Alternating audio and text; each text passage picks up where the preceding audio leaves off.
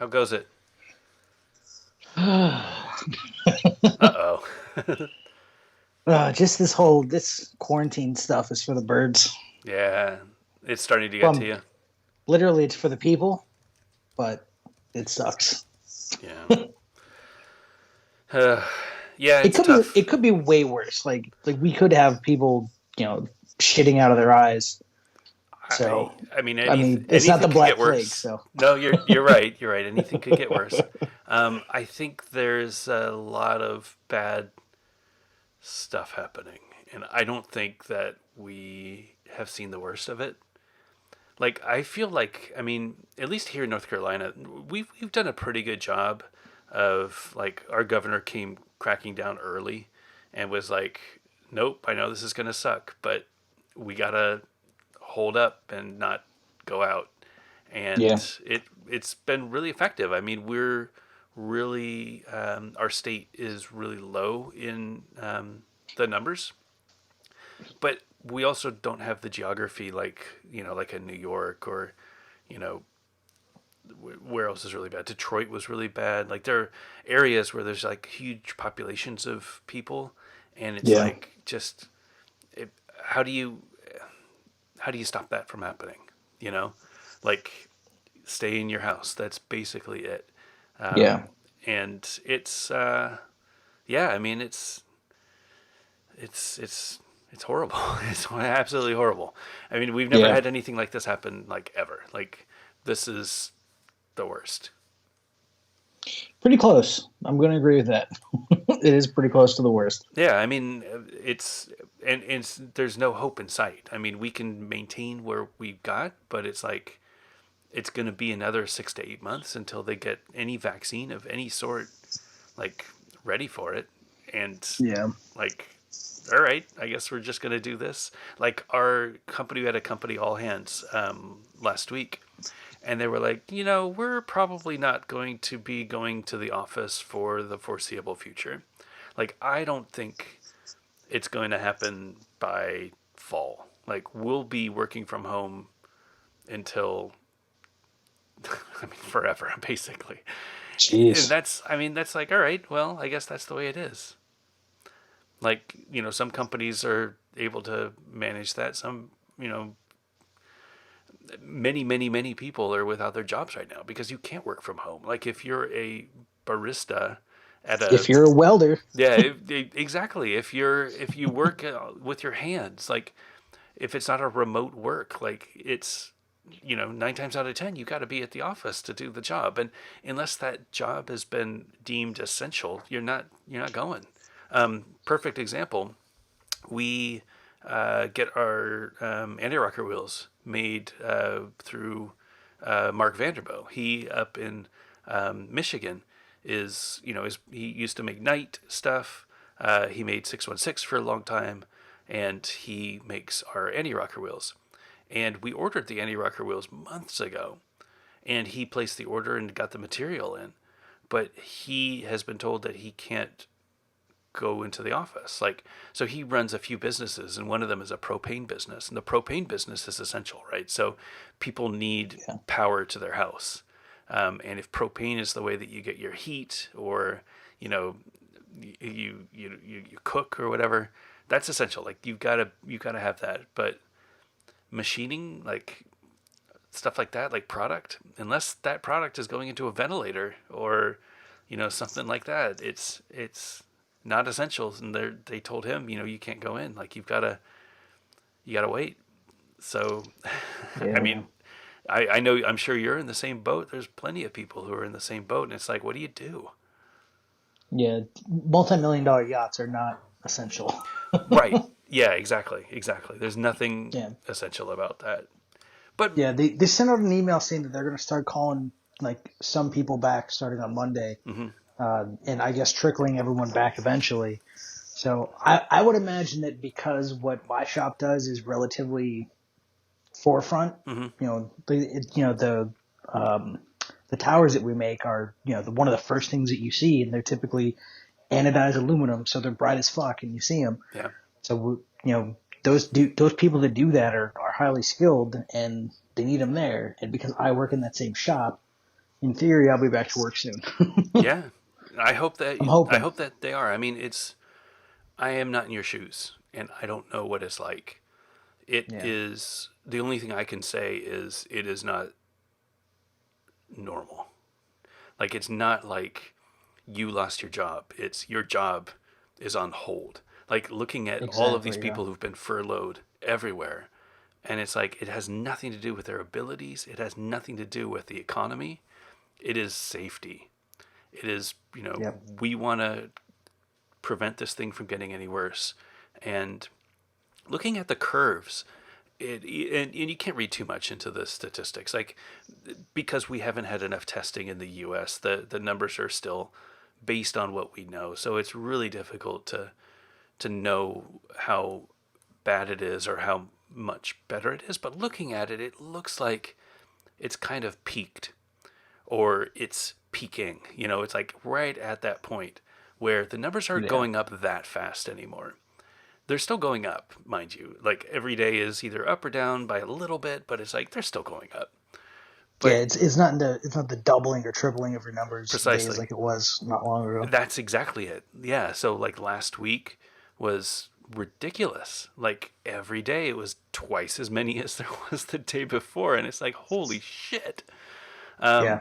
I think it's going to be really bad in a couple weeks, and the reason why is I think a lot of people are going to go to church tomorrow for Easter, and that is a problem because it has nothing to do with the Lord. It has nothing to do with Easter. It has everything to do with being next to people. And Did you see the mm, video where this lady was just talking about, oh, I'm anointed with the blood of Jesus. I Nothing can did. harm me. And I'm like, I Jesus, watched that dude. and like, I had to close the video. I was like, I can't continue to watch this because I'm going to say horrible things that, Well, St. Peter is going to hold against me yeah. when my reckoning comes. But it's just like, oh my God, The how can you? the thing is that back in the days, idiots could be idiots by themselves, right? Like you Exactly. drink all the Drano you want if you think that's going to help you get closer to, Christ or whatever. But Yeah. here, like you could be batshit crazy and you're gonna spread it to everyone at the congregation. That Literally now. yeah, that is not okay. And Yeah. that's why they have to close everything up. It's not, because there's no symptoms, because there's no red flag that pops out of your ass if you've got this thing. It's like Yeah. you got to assume everybody has it, and it's super Exactly. Yeah. contagious. Like it is. Yeah.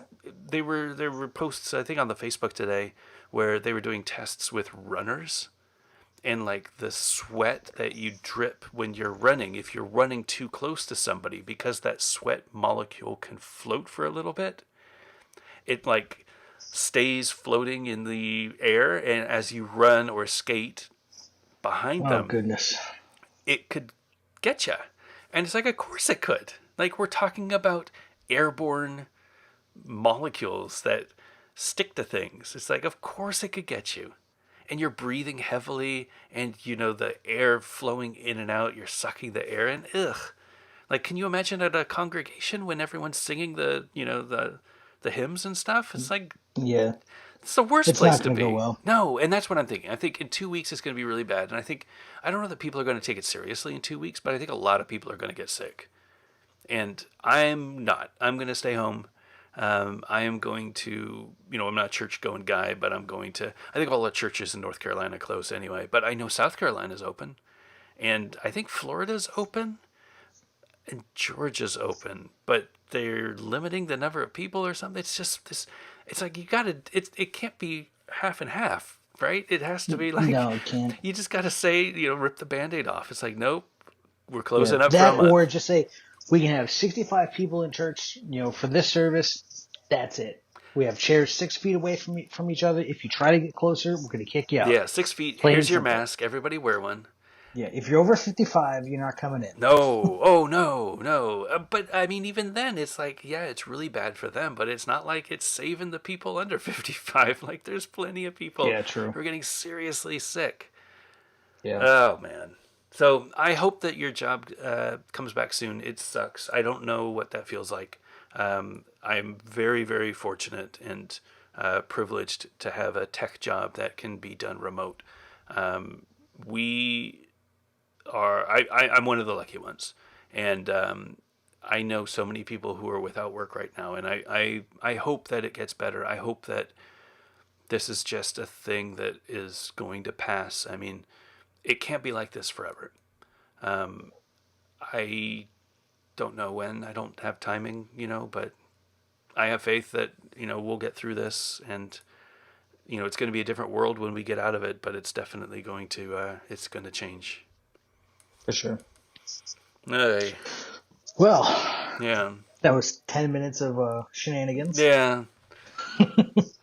Let's um let's get into some fun stuff. Okay. So you're doing some lumberjack type shit in your backyard. Yeah. Speaking of being quarantined at home, so I did. So I don't have a problem going out skating. Like, so our state doesn't have an issue with people going out to skate. It's the same as people going out jogging or riding their bike. It's exercise. There's not like a limit to the amount of time you can go out, but they encourage people to stay healthy. And Yeah. so long as you're staying within, 6 to 10 feet from anybody, it's not a problem if you go out. And I've been going out skating. The last couple of weeks, I went out and I did some big wheels with the Power Slide Zoom with the 4x90 frames. Have you ever skated 4x90? I have. It was the it was a rollerblade Maximum 90s that I had. Mm-hmm. They were like a dark gray boot, and they had black hubs in the hydrogen wheels instead of green, Ooh, which I thought was really yeah, I nice. like that. And I also skated those wheels in a power slide frame on some power slide VIs, which are now the Vs, Mm-hmm. and that was a lot of fun. That was a really fun setup. Um, I still want to get another pair of those, but I've discussed it with people that are familiar with the way they're built, and Uh-huh. apparently it's basically the same last as the Kazi and Um, the sway yeah, swell, the swell, Kazi the and the swell, swell. right? So I don't think it's going to work very well for me again. Yeah, you had Which is Kazis, right? because I did, yeah. They were comfortable, but like my feet would fall asleep. Oh, that's So weird. they weren't like uncomfortable as your feet were put in them or anything like that. It was just difficult to really do anything in them. Like, cause like I had to tighten them to where my feet didn't feel like they were going to move and flop around. Mm-hmm. That's when my feet would start to fall asleep. So if I would loosen them to where they wouldn't fall asleep, it just was not enjoyable to skate. So Right. it was not the right skate for my foot. What about the frames? What did you think of the 4x90? I love 4x90. It's one of my favorites. 4x90, 4x100. I fully support anyone using those. Yeah, I really enjoyed it. I don't know, like, it's hard to put into comparison. It's different than like a 3x for sure. Like skating 3 Oh, by for sure. 100, it just feels like it's taller. And that's not a bad thing, but it felt like it was taller. And I like a lower center of gravity. I like depending on what I'm skating, right? If I'm skating on the trail, then hundreds or 110s is perfect for me. Um, Hmm. if I am skating urban, though, like as soon as I want to do any grinds or anything, 72 is the right size for me. I want to try some 80s. I do want to get some A on 80s eventually. I think those are really interesting. It's very similar to what I want from my 72s, the Aeon 72s. Less of Hmm. a groove, but the same soul. But you've got 80 millimeter wheels, which the jump from 72 to 80s is really nice. It is a really big difference. You wouldn't think it would be, it's only 8 mil, but it's a big difference between 80 millimeter and 72. The jump Oh, from I agree. 80 to 90 is even bigger. And for me, with the 90s, I got the feeling of coasting that I got with like hundreds and 110s, but I also got the shorter wheelbase and the lower ride height that you would get with like a 4x80. So good acceleration, good balance because it's lower, but I still got good coast and good like top speed. It was a really, really fun setup. And those zooms, I really like them. I think they're a really great boot. The the Zoom is a power side swell or a USC swell, but it's been Sway. sway, sorry, but it's been converted to a fitness skate. So they have an adapter instead of using the sway sole plate. They have an adapter that makes it into a Trinity mount, which is a little fidgety, if I'm being honest. I swapped them back and forth, and I skated them as a sway a couple of times, and then swapped them back to be zooms. Where I think I do want to get some sway eventually, but I think that as far as that boot is concerned, I would rather it be a zoom because I feel like I skate that more. Like I have plenty of aggressive skates. I don't have a lot of urban skates that I really like, and I think that's one of them. I think the rollerblade solos were good as urban. I do need to try those, but they weren't 4x90s. Like I had 4x80s on there. Okay. The Seba were okay, um, but I felt like the Seba. I need to put intuitions in there eventually. I felt like the Seba didn't have the comfort that I was looking for. Like I don't know about the single piece boot design. I think it works in an adapt because the material is so soft. But a Seba felt like, now that I'm thinking back to it, it felt like a weird, like, I don't know, not like a liner, like more of a puffy shoe that you put your foot in. I don't have any other, like, I have the K2 Front Street, and that's a completely different thing. Hmm. But I don't have any other that I can remember single boot with non removable liners like that. I don't know that that's for me, but the adapt is great, but I would argue that the adapter a unique setup. I would agree. Anyway, so yeah, the Zoom is great. I'm going to keep them as Zoom with the Trinity adapter. You can get the PowerSide Zoom 80 for like 180, something like that, which is crazy cheap. It Yeah, they're not expensive at all. it's perfect. I have put in the Rain V3 liners, though the stock liners were really nice. The Rain V3 was just something that I had that I wanted to upgrade, and I felt like it was a better use than just sitting on the shelf. It does have a ratchet buckle, so instead of a 45-degree like strap, it has a ratcheting buckle strap, very similar to like all the fitness skates, which is perfect. I mean, especially with a hard shell boot, when you ratchet it in, it really works and pulls your foot in, and that's where the liner really comes into play. Like that hard shell sucking your foot in and the liner being nice and secure. It doesn't matter that my foot wasn't the perfect length because I had that 45-degree strap pulling me in, and I was able to lock my heel into the back of the boot. Um, yeah, it was great. I really enjoyed it. I think 4x90 is a really good thing, and I skated at UNC Chapel Hill, which is um, uh, you know basketball and football. Like they're really big into that. And what is it? The what's the conference? Not the NCAA. Uh, Whatever our conference is over here, I can't even remember. Not the Big Eight, but the whatever. Top 10? I I don't don't know know. what the hell it. I don't know college basketball, but we play. We're huge rivals of Duke, and like infamously like Michael Jordan played here. It's like a very basketball town. Um, so it's awesome, and it's an old school, so it's a lot of brick, and it's just a beautiful place to skate. And it was dead. I mean, there was nobody out there. So great opportunity to go out and skate places that you don't normally get to skate. I don't know about sessioning a thing, like going to an office and like sessioning a ledge or something like that. I don't know. Like, I'm a little hesitant to do stuff like that.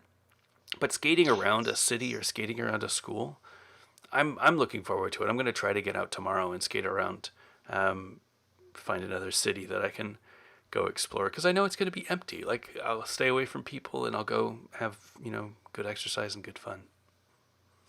Yeah, that sounds like a plan. I back in the day there was a community college Hmm. in our town that we used to skate a lot, and they had like that coral ledge that we were talking Yeah, about. yeah. Like they had very similar benches Mm. that were like that, and they were great for breaking in like brand new argon frames. Um, but like really, it was difficult to skate there, especially because we didn't. research like class schedules, so we didn't know when was more or less safe to skate certain places. Sure.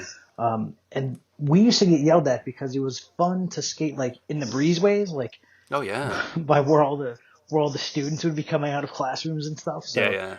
and because we were asshole kids, like we didn't just like, oh, let's leisurely skate through here. Nope, No. we're gonna haul as much ass as we possibly can through Of here. course. And we just don't do it in the breezeway. Anywhere else is fine. If Yeah. you want to go in the circle, you can do that. You want to go on the sidewalk that traverses the campus, fine. Yeah. Not the breezeways. And we're like, sure, no problem. 2 seconds later, right back in the breezeway. I'm sure the breezeway was amazing we were shitty too. kids. Like It was a lot of fun. the surface was probably really nice. They usually use like a polished concrete in that area for whatever reason. So clean. They did. It was really good. But it would get really dusty because it was West Oh, Texas. of course. So and we were skating. Almost all of us were skating anti-rocker. Of course.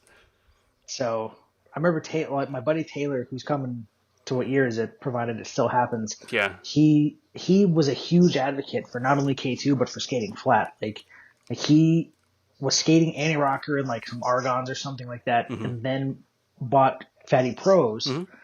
And they came flat. And so he skated them, a couple of sessions, and he goes, you know what, I'm going to go get my anti-rockers. Let's stop by my house real quick. So we drive over there, stop by his house. He gets his anti-rockers, throws them in. The second he gets off of the grass and then like takes one step onto the sidewalk, fuck anti-rocker. And like on the way to the next spot, took the anti-rockers out of his skates, put the other ones back on, went back to flat. And like I always think of that when I skate anti-rocker. Yeah. And so I've thought about that a lot the last week because I've been skating more in the last week and I've been skating anti-rocker. So, but yeah, I think about that a lot. It's a very different feeling, especially if you're not used to it. So so you've started skating anti-rocker a little bit. Are you still skating anti-rocker now? Or are you? Yeah, I said that I was going to commit to it and I have to a certain degree. So we bought a number of things recently that culminated in me now owning one of those triangle P rails. Yeah. So when there's a lot of tree cover over our driveway. Okay. And there was just like dirt that was caked on there and everything like that. So we ended up buying a power washer, and we cleaned that all off, and it looks amazing. Like it looks like legit concrete now, and not just dirty driveway. Right. So then with that, I was like, I want to skate this even more because, like you'll see the contrast between the grass and the driveway and everything like that, and you'll be able to see things better in clips. So I finally. I don't want to say that I finally convinced her like she was against it, but I was talking with the wife and I was like, look, like if I can't go to skate parks, like I've got to be able to build something.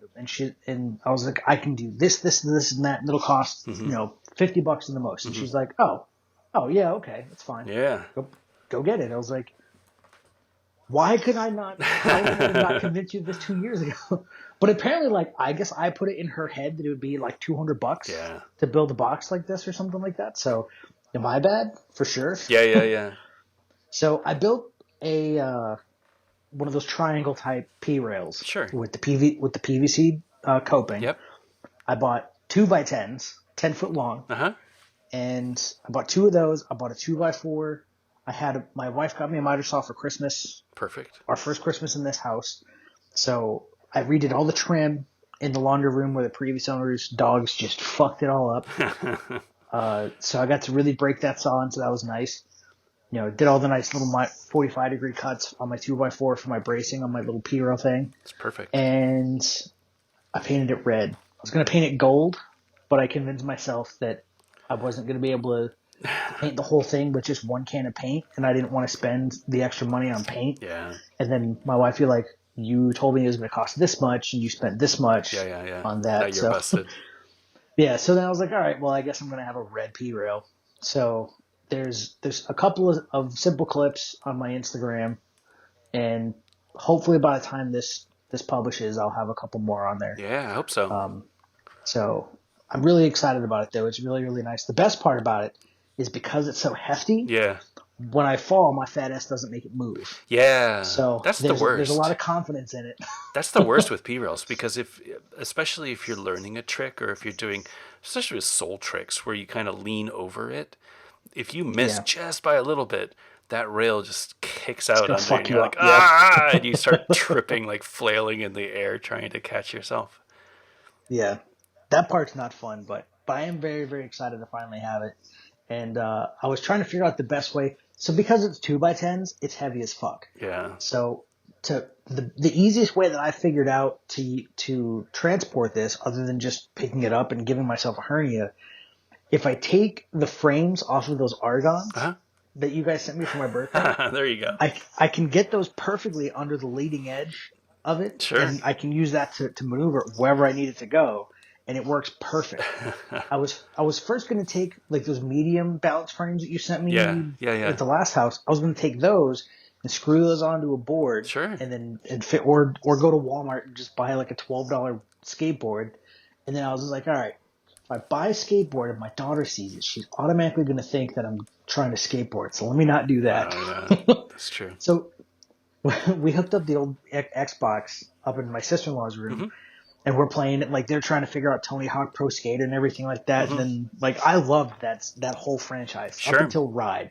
Once you had to get the little skateboard deal to Um, kick around in your driveway or in your living room, I was no, over it it. was a horrible game anyway. Um, it seemed like an interesting idea. I just don't know. Yeah. It seemed like the beginning of the whole Guitar Hero thing Yeah. because like the motion to do a kickflip on that thing is not the same as a regular skateboard. That So was the thing. quote unquote core people aren't going to like it anymore. I don't think they even liked it to begin with. No. But I saw a video. Tony Hawk got a check for like $3 million at Yeah. a lunch Yeah. from Activision. You got Like they're eating tacos, and he's like, "Hey, here's a yeah. Here's your check. humongous check." Yeah, You he's like, well, I guess lunch is on me. you got to imagine like if everybody in the world knew what Tony Hawk Pro Skater was, the guy whose name is on that has got to be making some money, like some serious dollars. Oh, for sure. Even if he was For only making sure. a couple bucks for every game sold, they, Still I mean, yeah, millions they of sold dollars. millions of that guy. Oh yeah, I think I had 2 copies of the first one. I had, for the first 3 I had for PS1, and then we got the Xbox, and then Sure, we got a 360. So I had it for multiple systems. sure. I had every game, like I said, up to Ride. So I enjoyed them. I really liked the Oh, it's games, fun. and yeah, and I've told Emily several times that I'm not buying her a skateboard. It's not going to happen. She wants a scooter. I'll buy her a scooter. And she's actually delaminating the wheels on her scooter now. Oh wow. So I got to find some. Yeah, she finally figured out that she can carve hard into turns. Uh-huh. So she's fucking destroying those wheels. Oh man, they're probably not the best wheels either. No, I mean they've held up pretty well. Like she loves that scooter. She goes on that thing like crazy. Hmm. But like now she's finally like she calls it drifting. Hmm. So, but she gets going real fast and then she just Yeah, like yeah. like she makes Joey level sounds almost. Nice. Yeah. So it's really impressive. And so I have to find wheels for that now. In my mind, I was just going to take some of the compass wheels and put them on there. Oh sure. I don't think they're But big then enough though. Well, I have hundreds, and it's just one of those Razor's foldables. Yeah. Or Razor. I'm sorry, Andy. Yeah. Razor scooter, foldable scooters. Yeah. So I imagine I could probably make it work, but I was looking at the cores, and they're way different. Yeah. I don't think they're designed for that. I would be shocked if it wouldn't work, but it's definitely not optimal. But yeah, I just think the hubs aren't the right thing Yeah. for a scooter. So I'll find some more scooter appropriate wheels for her. And then thanks to the quarantine, she also figured out how to use a bike without training wheels. So that's fun. Oh no way. Yeah, it was really awesome. And she That's was so great. nervous, and she's like, "No, I don't want to." And she's like, "Well, we're gonna do it." So Yeah. it got to where like the wife was just like holding the back of her seat kind of thing just a little bit, and then like she just stopped and let her go, and she's just Yeah. pedaling away. Now you can't stop her. Like she does this whole lightning speed thing where she like Oh, starts nice. huffing and puffing her heart. It's really awesome. That's So great. like part of me is just like, all right, so if I went and I got another job, I would Right. have missed all this, Sure. and I would have been even more upset about it. So I'm really Sure. happy that I don't I'm not working right now, and I get to see these things. Yeah. So half a dozen in one hand, six in the other, kind of thing. Yeah. So It does we suck, but we got I way off topic uh, of me trying to get you to talk about what you built. well, we were getting through it. So my Yeah. my thought was that quarantine has opened up a lot of different opportunities. Like I was looking at skating all over the place, and slowly but surely the walls started closing in where it's like you really shouldn't be going to that place anymore. Like I can't go to a skate park. Like I might go super early to skate, but like 7 a.m. But Oh, that's not a bad idea. like I don't know how many people are going to be there. Like the whole point of this is you got to avoid people. Yeah. And the best way to do that is to stay home. So you built your P rail. A lot of people have been posting videos of them skating their P rails. And actually, the blading community challenge, we do the blading community every month. Hmm. This month is do whatever trick you can at home.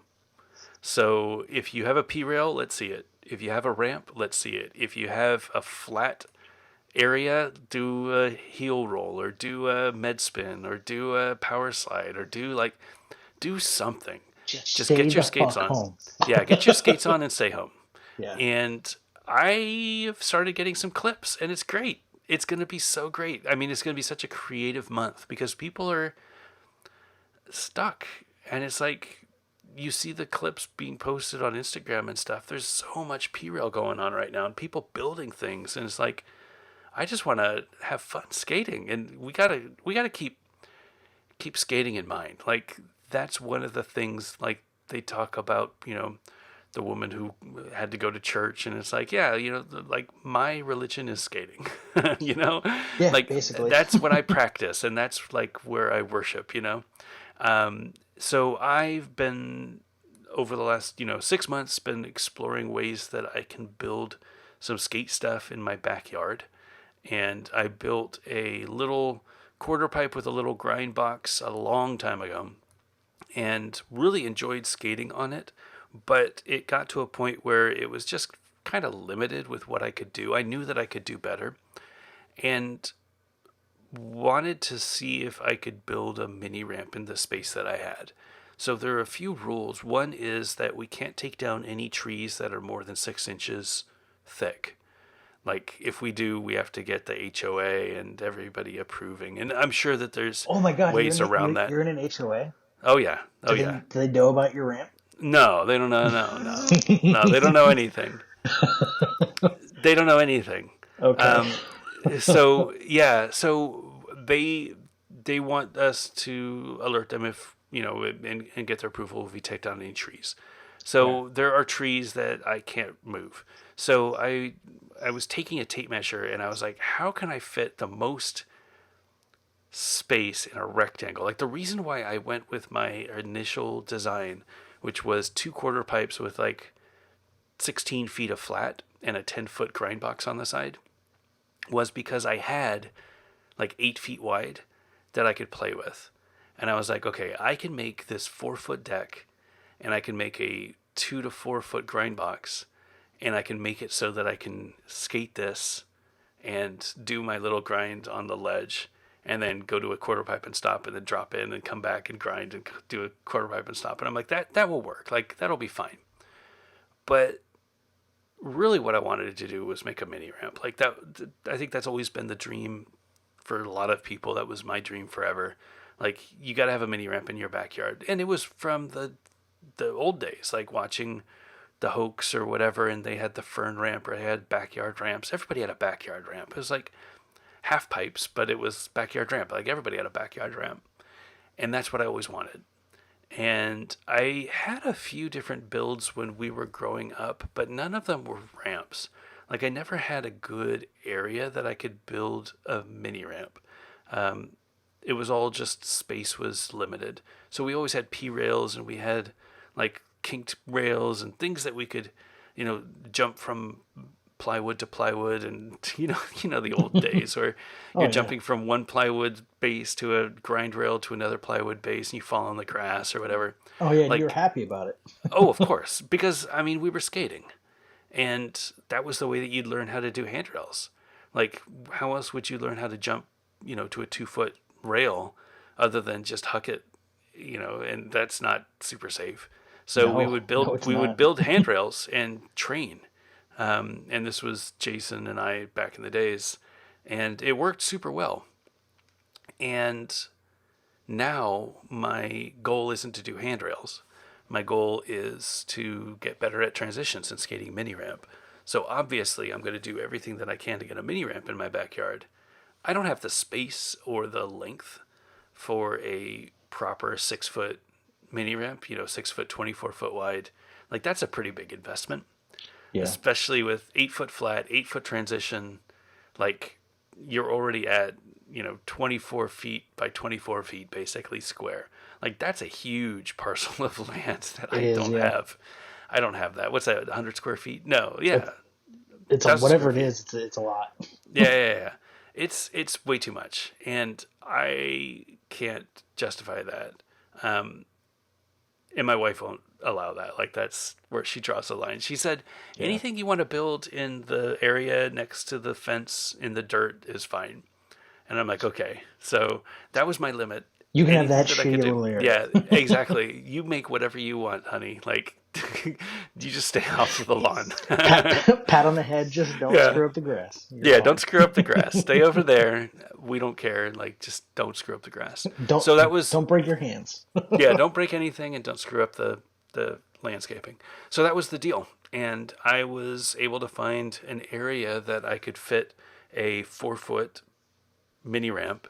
It has 4 feet of transition in one area, 3 feet in most of the areas with a 4 foot extension. And it is 12 feet wide, which is as wide as I can get it without hitting other trees. And it's the perfect size for me. That's It awesome. is enough to do grinds. It's enough to do little airs. It's enough to do lip tricks and learn. Like today, I was skating and um, landing. Like I would do a backside stall. Like I would skate forward, I'd do a backside stall. And I was practicing turning 180 and coming in fakie, like both ways, which is something I would never do because when do you have time to do that? You know, Right? Yeah. like it's not like you're going skating a ledge by yourself, skating a mini ramp. Good luck finding time by yourself, let alone a nice safe mini that's not huge. Like the one at the factory that I go to most of the time is a pretty scary mini. Like it's more intense than it looks like in the videos. It's Yeah, the transition is much steeper. It throws you weird. There's this pillar, like this support beam that you hit your head on, and it's not a great mini ramp, but is what we got. So it's like I will take it. It's the best mini ramp that you In can a find hundred in the miles. area. Yeah, it is. So this is not to replace that, but this is something that I'll be able to do and just play around and learn the intricacies of it, learn the muscle memory of it. Yeah. It took a long time to build. So I figured out the sizing and the dimensions a few months ago. And I knew exactly what I was going to build. I just had to find the right time to do it. And a couple things that I did. One is I got cinder blocks instead of the pallets that I was using last time. I tried to level it off, but it was like I didn't really care. It was a backyard ramp. Like it's not supposed to be flat. Yeah. It's supposed to just be fun. This time I did it with cinder blocks. So I leveled off the cinder blocks. I made sure that everything was fairly flat, fairly level, so that when I planted the quarter pipes on and the flat, it actually sat properly. Like when I first skated the mini ramp or the quarter pipe when I first built it, it was at such an angle that Oh if you did a no. backside stall, you would slide. And it Wow. was like, oh, this isn't going to be safe. So I had to prop it up with some wood on one side, and I was like, this is horrible. What am I This doing? this is janky at best. Oh, because I have no idea what I'm doing. I mean, I had a vision. I knew what it was supposed to look like, but I was like, I don't know how to get there. Yeah. So I watched a lot of YouTube videos and I asked a lot of friends on, Clark has been a huge help, just sending me pictures of his ramp in Maryland. Um, which Just is spend 40 grand, bro. Just do it. yeah, which is at a different level. But I again, don't know if that's what Clark spent. no, He gave me a number that was not that, but no, he's done a lot of work since he gave me that number. So yeah, that's he. my guess. I mean, everybody invests differently, and For it's sure. hard to put a price on happiness. The nice thing about a ramp is that you continue to invest in a ramp. Like now that I've built this ramp, like now I need to go and get a second sheet of ply for the top, and then I need to paint it and seal it, and then I need to add additional support, you know, uh, railings so that I can stand up there, and now I need to support the decks a little bit more, and then like there's always going to be something that I can expand and grow. And the coolest thing is I still have that long run area that I had for my quarter pipe and my grind box. I want to make Nice. that into a grind box again. But now I would transfer from like a backside grind or a sole grind or whatever on the mini ramp, come off the transition and continue to skate straight instead of hitting the other side of the mini and hit the grind box and then hit the quarter pipe at the end and then come all the way back. So it would be kind of like a check mark. It's going to be really fun. It's going to be a long process, but I mean, I got nothing else to do on the weekends now. I'm Right? stuck at home. This is where I'll be. So, and it seems like, I make videos of everything, and I do skate for myself, but I also love to see what people like in videos because I like making videos that people enjoy watching. And the ramp building videos have been really popular because I think again everybody had that dream, and it's like how hard is it? They're watching for a few reasons. They want to see what I do, and then they want to say, I would love to make a mini ramp. Is it possible? And all throughout the video, I fully admit I made so many mistakes. It was just a cluster of putting things together and then having to adjust things and then realize that, oh, I have to take the whole thing apart because now I can't get to the screws. Oh God. And like the coping being mounted, but then, I put the sheets on. And I'm like, oh, the coping's way too off. Like this is Yeah. going to kick me every single time. Or the deck is too flush and I can't do the coping. And it's like, oh my God, like every mistake you could possibly make when building a mini ramp, I made it and documented it so that people can see, well, this is what he did wrong. Like Yeah. I'll know what to do if I find myself in that situation Yeah. Learn from my mistakes. because there were a lot of them. But it was great. It ended up costing me less than $1,000. Nice.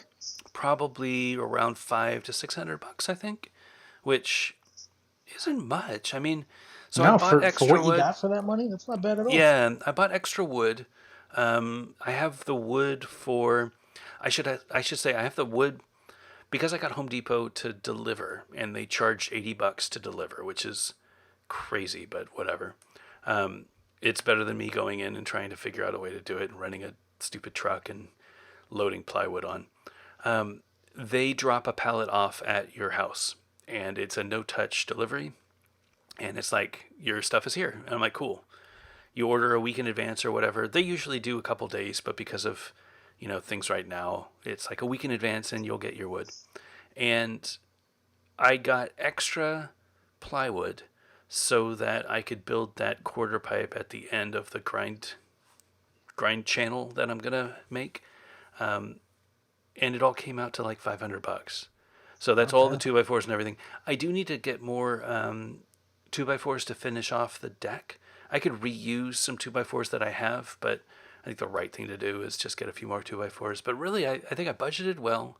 Um, I think it's not as expensive as it could be. I mean, it took a lot of time. Like it's like a 30-hour project for me Wow. that was over 5 days, but there was also a weekend when I built the initial quarter pipes. So it's probably like, a 10-day project to get to where I am now. It's still not all that bad. But I mean, it's me going out there during lunch. I work in the morning. Like, so my normal day over the last couple of weeks was I would go out in the morning, let the dogs out when I'm having my coffee and everything, and I would get a shovel and I'd start leveling. So I got all the cinder blocks early because I could fit those in the truck or in my car, in the SUV. And I would level the cinder blocks, just one cinder block at a time, throughout the day. And it's like, I'm done with a meeting or I'm done, writing code or whatever, and I need to take a break. I'll just go outside, get some water, put my headphones on, and spend 15, 20 minutes leveling a couple cinder blocks. So it was like finding little buckets of time that I could invest in the ramp over the last couple of weeks. This last weekend was the heavy amount of time when I built the quarter pipes and, had my daughter help me with the 2x4s for the structure and get it all sorted and put into place. And then it was, a couple hours here, a couple hours there. I would go out during lunch and spend an hour, and then I would go out after work and spend a couple hours. So it was like 2 hours a day, 2 to 3 hours a day. And it was finished a couple days ago. So That's awesome. it was great. It was a really fun project. Full video, I'll put a link in the show notes. Full video documenting everything so that you can see all of the problems that I ran into. What I love is that now I have a mini ramp in the backyard that I can just go out there for 15, 20 minutes and skate. And I don't have to do anything. I don't have to do any tricks. I don't have to do, like, what I love to do is I get all padded up, right? I wear my shorts and my knee pads and my helmet. I'm not wearing wrist guards now. I probably should, but I don't. I'm not wearing a shin guard. I just put my skates on with knee pads and a helmet. And I'll drop in, I'll do a backside across, I'll pump the extension, I'll come back, I'll do a frontside or royale, I'll pump back in, and I just kind of do that over and over and over again. Just to like get the feeling of skating transition, because I suck at skating transition. You did And it's perfectly like, fine at Woodward. well, and I did fine, but I want to do better. Like, I Okay. want to be as good at transition as I am on ledges, because that's where I grew up skating, and that's what's like second nature to me. I can't skate transition anywhere remotely as good as I can skate ledges, and that frustrates me because I have so many tricks on ledges that I have like 3 tricks on transition, and I'm like, I need to be able to do some of those. Like, I can't do any grinds on transition coming up fakie. I know it's harder, but like, I'm really good at skating backwards. I should be able to do some of those grinds, but it's so hard to carve transition fakie. I've never learned how to do that, and I don't have an opportunity to learn. But now I do. Now I can just spend 20 minutes and just drop in fakie and carve and come in and carve, and it's like, why not? I get the muscle memory. It's not like skating a proper mini ramp. It's not like skating Cloud 9 or anything, but it's like I've been likening it to my P rail of a mini ramp. Like, if you skated a P rail compared to a handrail, my mini ramp is a P rail compared to a proper mini ramp, which is like Cloud 9 or whatever. So it's where I get muscle memory. It's where I get the balance. It's where I get the strength. Like, I was finally landing topsoles today, and it's like I saw that. that feeling of getting a topsole.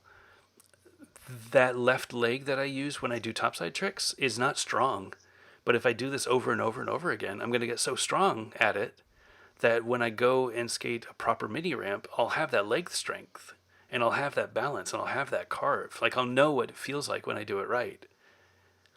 Yeah, I'm super excited. I mean, it's been a lot of fun, and it was a lot of work, and I'm really, really happy that it actually worked.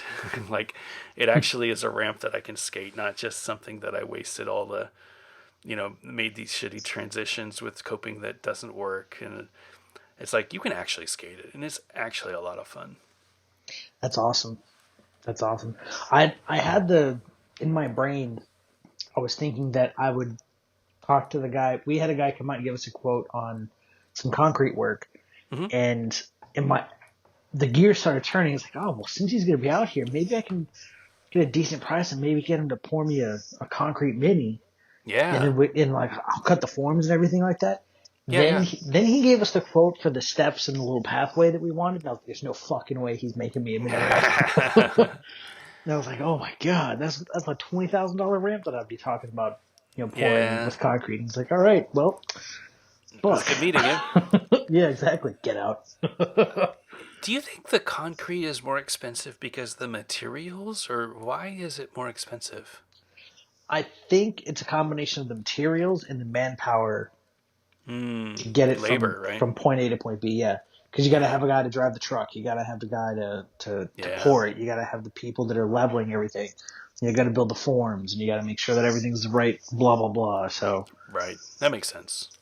I guess I don't know. Like I I think you're just right. I just command electricity with my hands to melt metal. So I don't. I tried to pull that on the wife one day. She's just like, "You're not Thor. Simmer down." I Yeah, yeah, yeah. was like, I tell myself I'm Thor when I'm at work. Well, there you go. No, I don't know why. I see a lot of cement. Um, I mean, most skate parks now are cement. I see a Yeah. lot of cement backyard ramps, and it's a thing. But I think they're done by themselves, like a wheelbarrow, and they mix their own cement, and it takes forever. Yeah, You I'm not know, trying to like fuck with all that. I was just gonna say, I don't know that that's you. Like, I don't know that that's worth your time. I think if you can't afford and justify paying for somebody to come out and do it, make it out of wood. Like, wood is great. And the beauty is that you can build a little bit at a time. Like your P rail, next you build a box. And then you build a little box that has a kink at it. And then you build a box that has flat iron. Like, there's so many things that you can just slowly but surely build out instead of this full commitment of cement, which it sounds like. It's like, I know exactly what I want. Here, build this perfect skate area. Yeah, and that was what I had in my head. It was like, I know exactly what I want. I know exactly what I Mm, need. But then you run into into the issue of the guy going, okay, no problem, and he builds the forms at 45s, yeah. and now you have no transition, and you're out Yeah. all that money. Well, that's exactly it. Like, I screwed up so much. Thankfully, the transitions were pretty proper. There's one, the, because I started with the old transitions and I used the old templates that I used for cutting the transitions. It's not perfect. I need to put another sheet of ply. Thankfully, Frank Stoner's been. He saw my video and he was like, "Dude, I can't believe that you built all of that." And I'm like, "Thanks. Like, this is huge for me because I'm an idiot." And he's like, It looks great. Like, here's a few things that because Frank helped build uh, the ramp out in Colorado, Luke's ramp at Luke's Mhm. house, and he's like, here's a few tips, right? So he has been talking with me all day, telling me, this is what you should do next. This is what you should do next. Like, you could go the full Clark route and get the ramp armor, which is the right thing to do, right? If I had the money, go get yourself some skate light or some ramp armor and put it on there. I would need 9 sheets. Each sheet is $150. Oof. That's a lot of money for me right now. Yeah. So I'm going to go Frank's route, which is what they do at Luke's house, which is get sanded 1/2 inch plywood and put it on there and paint it. And you might need to replace it every couple of years. But if you paint it and if you seal it, you caulk the edges and such, you'll get a lot of good life out of it. I also bought a really big tarp that covers it that I'm going to put in when we start getting the really bad rain seasons, like in the winter, and just cover it up with that. So I hope that I'll be able to get some more life out of it. But yeah, it's been great. The nice thing is that even though I made a ton of mistakes, I was able to make it right, and I can see ways that I can improve it. My biggest fear with cement would be, here you go, you wanted it like this, right? And they're And like, the shit, yeah. you're like, no, that's not how I wanted it. It's like, oh, well, we're done. It's like, okay, Cut the check. yeah, you're stuck. You can't really. I mean, I'm sure you can. What is it? What do they do to get rid of cement? Jackhammer. Jackhammer. That's what I was trying to say. jackhammer it and get it out of there. But it's like, dude, that's gonna be an expensive proposition. Yeah, exactly. And a back-breaking one. Yeah, no, thank you. Yeah. So, what are some video things that have come out recently that we could discuss? You know what? I haven't seen a ton of videos. There's the Philip Moore thing. I have a few notes. There's the Philip Moore rollerblade one. Rollerblade has been doing a lot of good stuff with the YouTube channel lately for aggressive. So they have a Philip Moore video that hit last month, I think. Feels like a bit ago, but it's great to see that Phil is getting more time in the spotlight for rollerblade. They don't do aggressive very much, you know. They've had a ton of Danny Aldridge videos, but that isn't really aggressive. He's more urban, like he just skates, which is fun, but it's a very different vibe. Um, so the Philip one is great. Just mostly skating. There was another one with Cameron. I don't think we talked about, but it was on our notes a bit. Skating around SF. Did you ever see that one? I may have. I may Yeah. have skimmed it. I have a weird relationship with Cameron Talbot stuff. Yeah. It's not that I dislike or enthusiastically like his stuff. If there's a lot of hype about it, then I'll watch it. Mm-hmm. But I've always had a weird spot for white dudes with dreads. That's fair. And I don't really have anything against it. It just looks odd to me. Sure. But Cameron's skating is definitely far beyond just his appearance. So he's very, very talented. He's very good at what he does. It's Yeah. just one of those, like, it's difficult to get past a few things for me. And I know that's not a nice thing for me to do. No, So it's. I mean, it's an observation. I think his skating speaks for itself. I think the way people dress can change a lot. Just like the music that they skate to can change a lot, and it's to watch a skating video. It has to have that whole package. If you want to get through the video. I thought the video was good. So Cameron's SF one was really good. A lot of old spots that we used to hit back in the days, and a lot of new spots that are just weird that they found. Skating a lot of houses and stuff. I don't know how I feel about that. I don't know if they know the people at the houses. yeah, But there was a bit towards the end where he like falls on someone's car, and I'm like, oh, dude, that's pushing it. yeah, like Josh Petty's clip in Volume when Yeah, he hits that wheel well. It's like what fuck you what? yeah. And I don't know. I don't know if I like that. Yeah. I mean, like But back in the day, like I was like, oh yeah, cool, do what you gotta do, urban jungle. yeah, But now that we're like quote unquote adults and shit, yeah. it's Stay off my just like, lawn. yeah, like I don't really want to have to pay this deductible, man. Like, Yeah, seriously, it's on me now. yeah, do you want to go half on it, or do you want me to beat the shit out of you? Like, Yeah, give me your license. There is a great one that if you haven't seen it though, there's the Caleb Smith Ultra from SF to LA. That is definitely worth watching. So Caleb, I don't know Caleb, but we saw him at Woodward last year. He was on I think some Wizards boosting around. He was skating big at Lot 8. He was he put out this video where he was skating from San Francisco to LA, which is far. That's like 300 plus miles. It is really far. And it's just it's like a 14-minute video of just him documenting what it's like.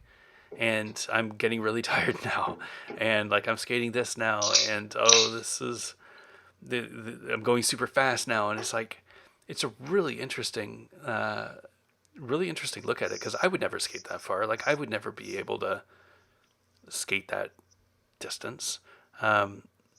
He's just built for it. He's got that lung capacity or whatever.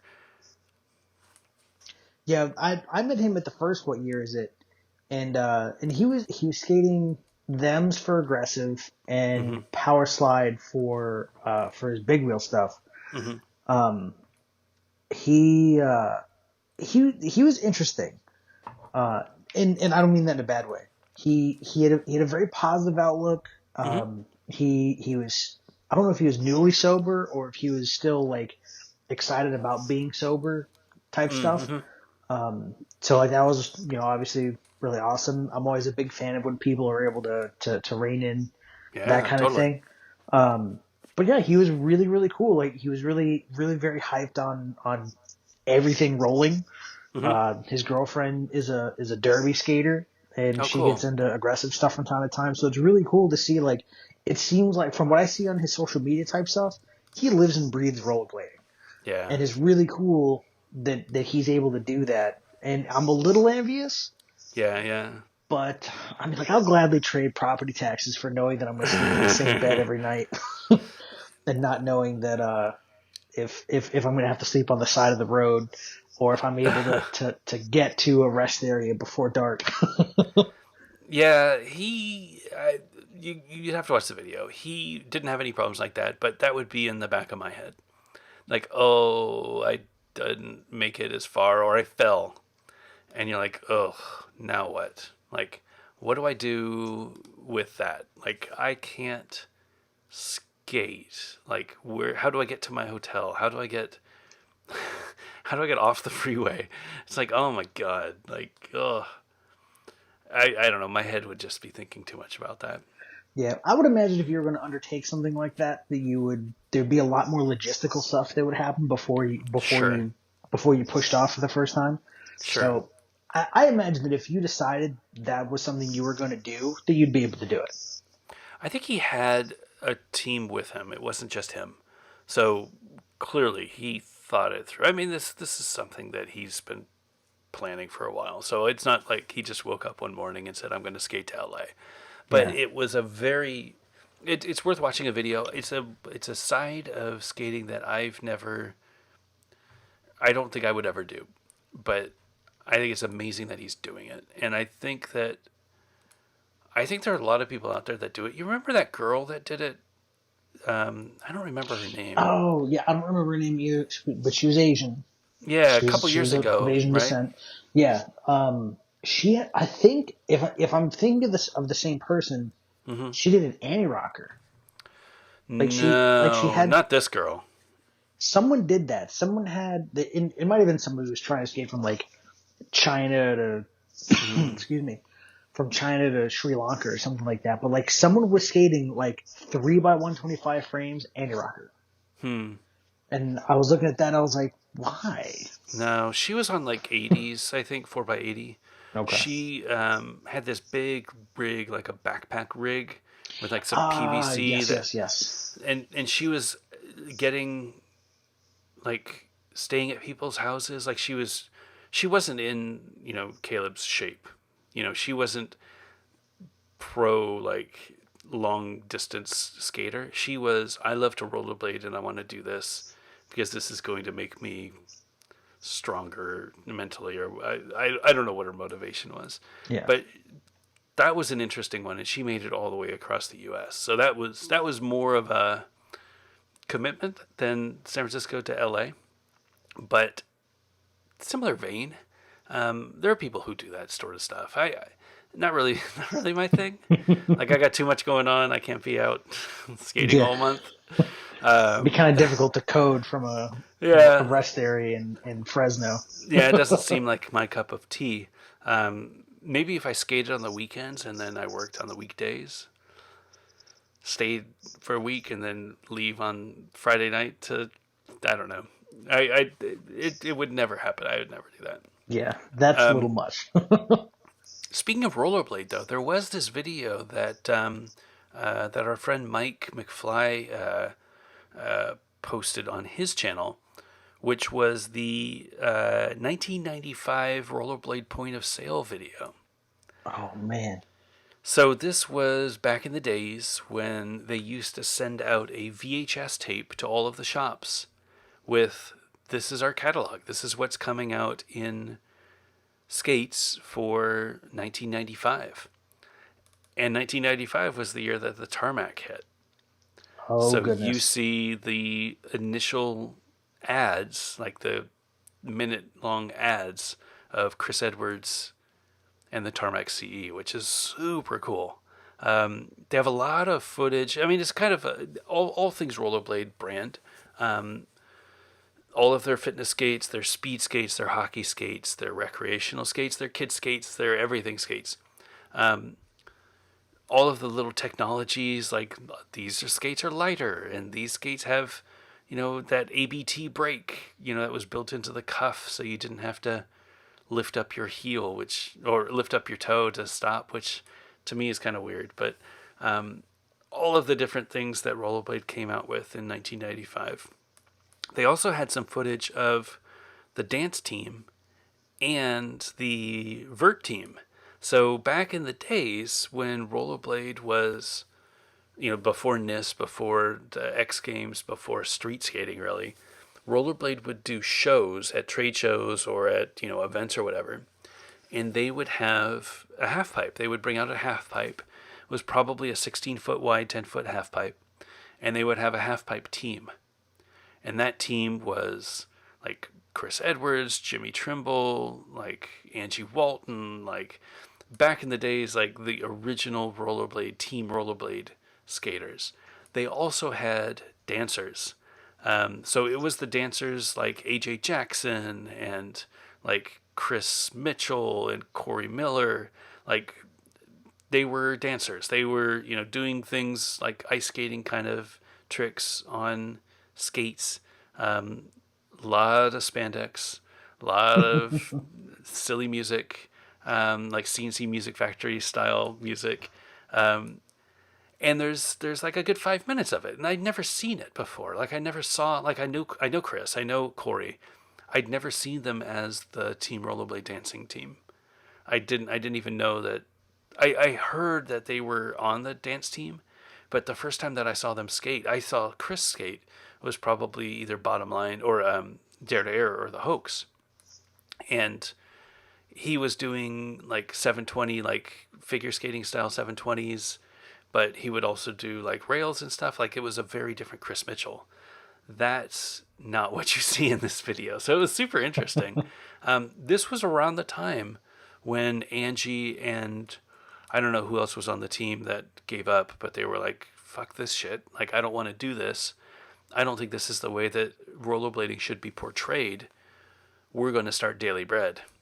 So it was probably 94, 93 when they started the magazine and they left Team Rollerblade. This was probably around that time. So it's kind of a cool little time capsule for our sport. This is like the birth of our sport. Seeing Daily Bread, like the people right before they left to start Daily Bread. Seeing Chris Edwards, skating and announcing the Tarmac CE. It was a very pivotal moment where Rollerblade decided that this aggressive thing has some legs. Let's throw some money into it. And I don't know how well the Tarmac CE sold, but the fact that there was an aggressive skate that came with small wheels, that came with a grind plate, that came with a 45-degree strap, right? That was legitimizing us. That was like, yeah, this is a thing. You don't have to just get some other skates and put the wrench on your, on your frame so that it'll last longer. It's all about aggressive skating. It's all about doing handrails and skating mini ramp and doing half pipe and stuff. Yeah, I hadn't seen that. The skate shops that we were in would usually just play, well, skate shop that I was ever in would really play like skate videos. I've never seen this specifically. But it's really interesting to see, like, it's very corporate. That's for sure. Oh yeah. It fits Rollerblade to the T. There's no doubt Yeah. about that. Like, this is definitely something I would expect from Rollerblade and K2. Yep. I mean, even Power Slide like has a taste of this, but with the change in times and everything like that. There's so many different things that they're capable of putting out there. Like they have videos where Matthias, the guy that runs the company, saying this is shit or that's your stuff like that. Like, do you think the Olsen brothers would have done anything like that No, in a promotional video? Of course not. Of course not. So, but yeah, I mean, it's awesome that like this can be found. Yeah. And and people want to admit that they were a part of it. Seriously. Yeah, Mike's got a lot of interesting videos. I don't know how he has all this stuff. But he has that. He has Rhythm and Blues, which was the rollerblade team video. He's got, oh, where's the rest of them? Yeah, I gotta find them all. But check out his channel. He's got a lot of old '90s stuff. I don't know where he found it all, but that's where he got it. Um, yeah, I don't know. It's kind of a slow time for videos. Kind of a slow time for everything, to be honest. Um, there hasn't been. I think just because the COVID stuff. I mean, people have been just kind of on pause. Um, the Basically, yeah. the 909 comes out next week. I think it's already hit a few shops out in Southeast Asia. I've seen a few shops and people posting pictures of them, which is good. They look good. They look as they expect, right? Nothing, no surprises or anything like that. I think the U.S. gets their package, their shipment next week. I have a pair on order. I ended up getting the gray ones with the Intuition liner, and super excited to give them a shot. I think they're going to be. I don't know. I've never skated that Intuition. I don't know what that Intuition is going to be like compared to the V2 Intuition. I've heard it's a lower profile and maybe a different shape, which might be better for the 909, but I haven't skated them.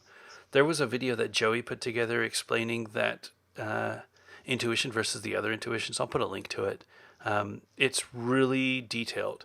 So if you are at all curious, definitely a video worth watching. He's been skating Intuitions for like 5 years, the same Intuitions for like 5 years. So he definitely knows his stuff. And when he's comparing it from one Intuition to another, he knows the differences. He's still skating the 908s. So I don't think there's going to be a huge difference with the 909, but it should be similar. I think it's like a few mil longer, and the cuff is different, obviously. But for the most part, it's a very similar because it fits the same sole plate. So for the most part, it's going to be a very similar boot, which I really liked. I liked the boot. I set them up again just this week and was looking at them and just remembering how good that boot was. The liner hasn't really aged well. That V1 liner, I put it on and it feels kind of like a wet sock right now. Like compared to Oh, the jeez. yeah, compared to the liners. Well, and the V2 is so much better. Like you got to imagine like the V1 is just like what can we do to bring a liner out to get a skate out, you know? Yeah, it's probably just one of those like, all right, let's put something out. You Yeah. know, people are going to replace it. But we need something to start. We'll improve Yeah. from here. That's exactly This it. isn't the end all be all. Yeah, I think the V2 liner was much better, and then obviously the partnership that they have with Intuition, first of its kind in aggressive, has been a huge boom. That's what I want. I think the V2 is really good, but I think the Intuition is going to be amazing.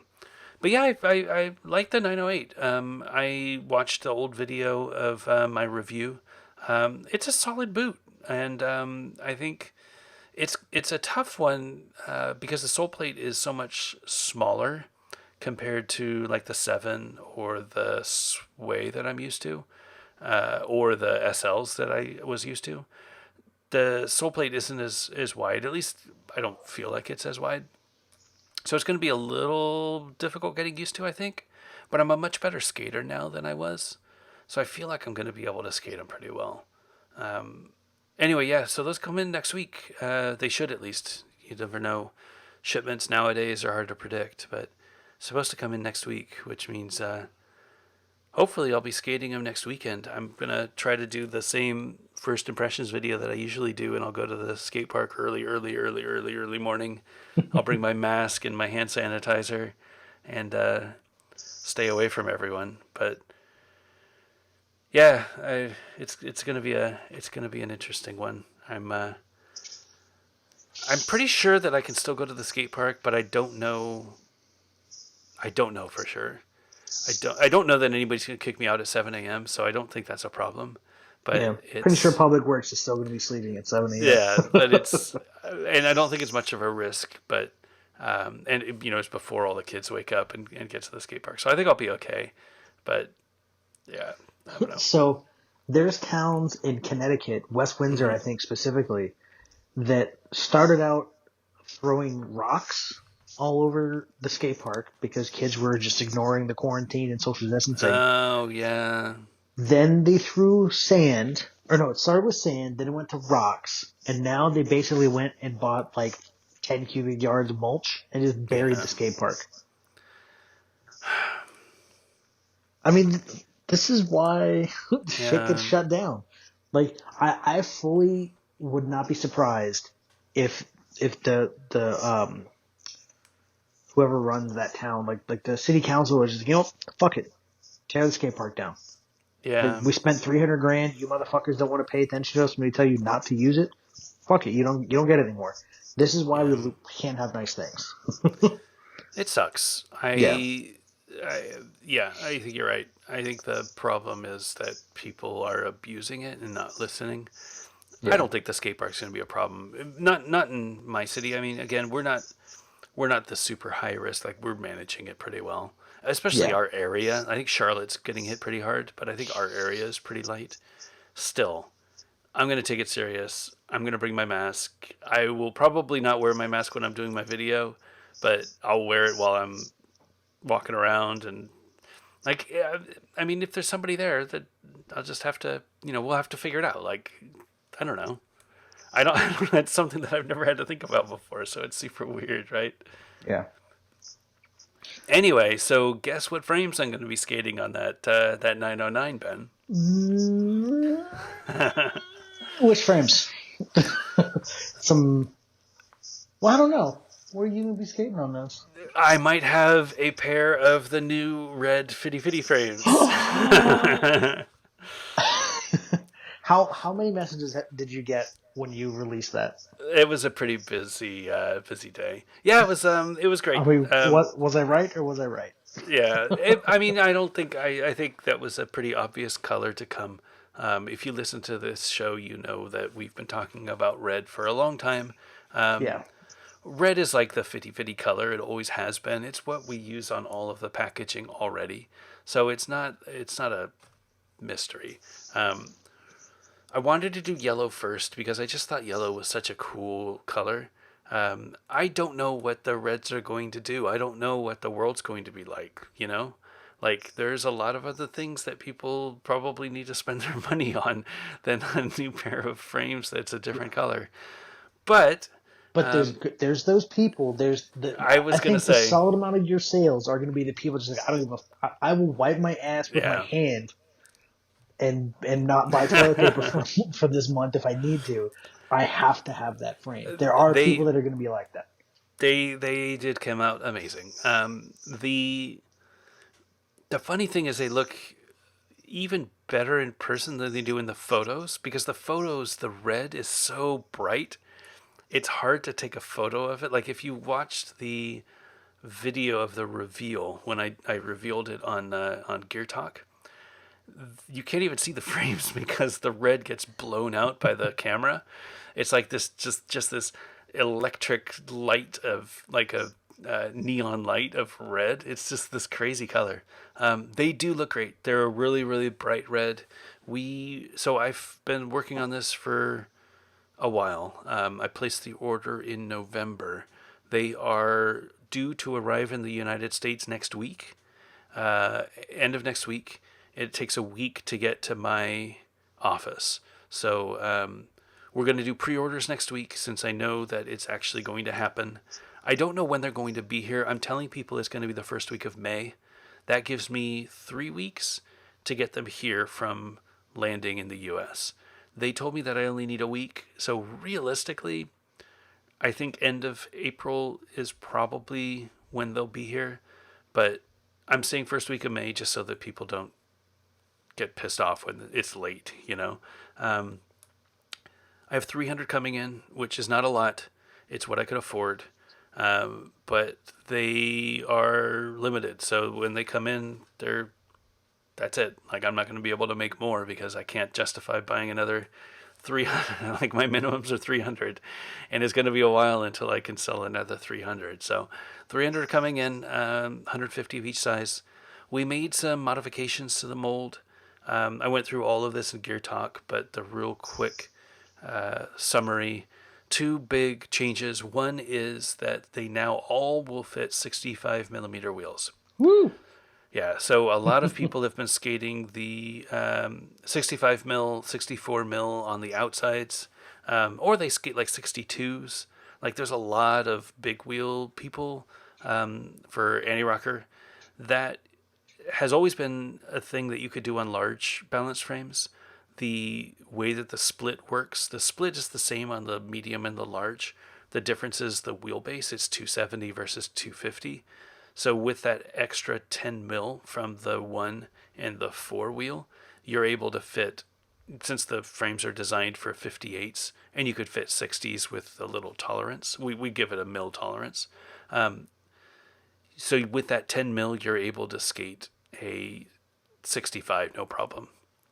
But it was always a problem in the mediums, The mediums could barely fit a 60. Some 60s even, you have to shave down a little bit of the frame.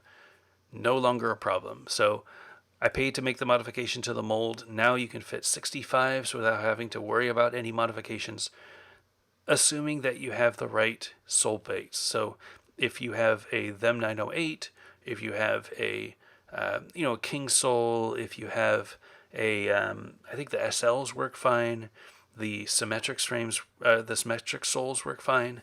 Anything with that recess area for the wheels, you shouldn't have any problem fitting 65s. The second mod that we made is that I swallowed my pride and I made the mounting area of the frames thinner.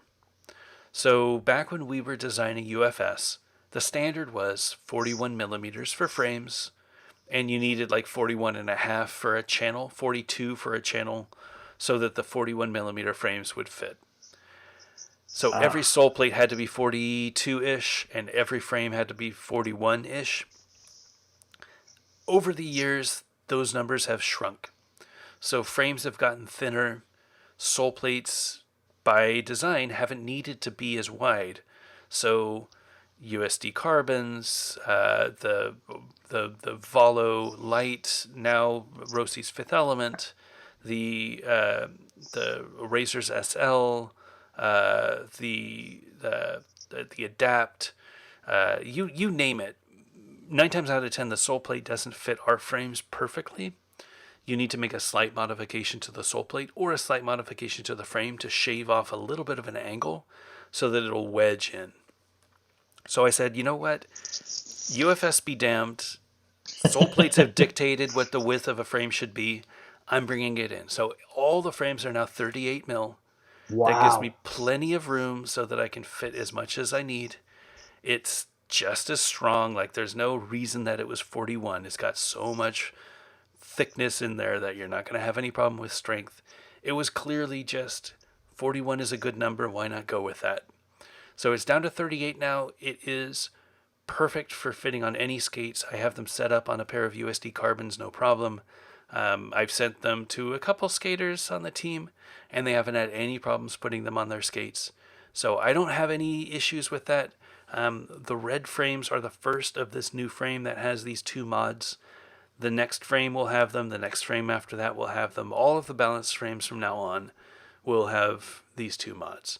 So you shouldn't have any problem mounting them on any skates, and you shouldn't have any problem putting a 65 millimeter wheel on any of the frames so long as your sole plates can accommodate it. That's really awesome. And it's not terribly difficult to modify your sole plates to accommodate for 65s. No.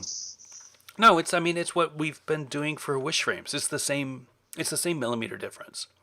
So Cletus's frames, I think out the box, fit 65s. He is recommending, like the old frames, the original Wish frames. He recommends 7260, which is what I skated, which I really liked. I think with 65s they don't rub. I With th- 72s you need to mod your sole plate. So it's the same mod that you would make for the Wish. yeah, and it's definitely worth doing it. So if you're on the fence, I don't want to do 72s or 65s, Yep. just do it. You should skate your frames with the biggest wheels they're designed for because that's how they were designed. Yeah, and this is weird because I didn't design them for 65s. It was really just Cletus. And all credit goes to, I always say this, but all credit goes to Cletus for seeing, at least for me, being introduced to the concept that the wheel doesn't have to stop at the top of the frame. It's Like, true. it is any other way. So when I send off the drawing, we get our frames made in China. The factory is the same factory that we used back in the late '90s. They are great at manufacturing. They're great at making molds. They're great at making hardware. They're just they're an amazing factory. We were super lucky to have found them. They are not taking new customers. Like we got grandfathered in because they're so busy with clients. Like they don't need new customers. Wow. So we were very fortunate and they still had the mold, so we were able to get things working. When I emailed them and said, "Hey, I'd like to modify the mold so that it will fit 65 millimeter wheels," they did drawings and they sent back lowering the wheels so that they would fit 65s. And I said, "I get it. Like But that's make not what I the want. yeah, exactly. So make the wheel wells like 3 mil lower so that it would fit a 65 millimeter wheel." And I said, "Well, that works. What I want is for the wheel to extend past The top of the the frame. frame." Yeah. Yeah. And that's not the way that they logically thought about it. But that's the way that things are now.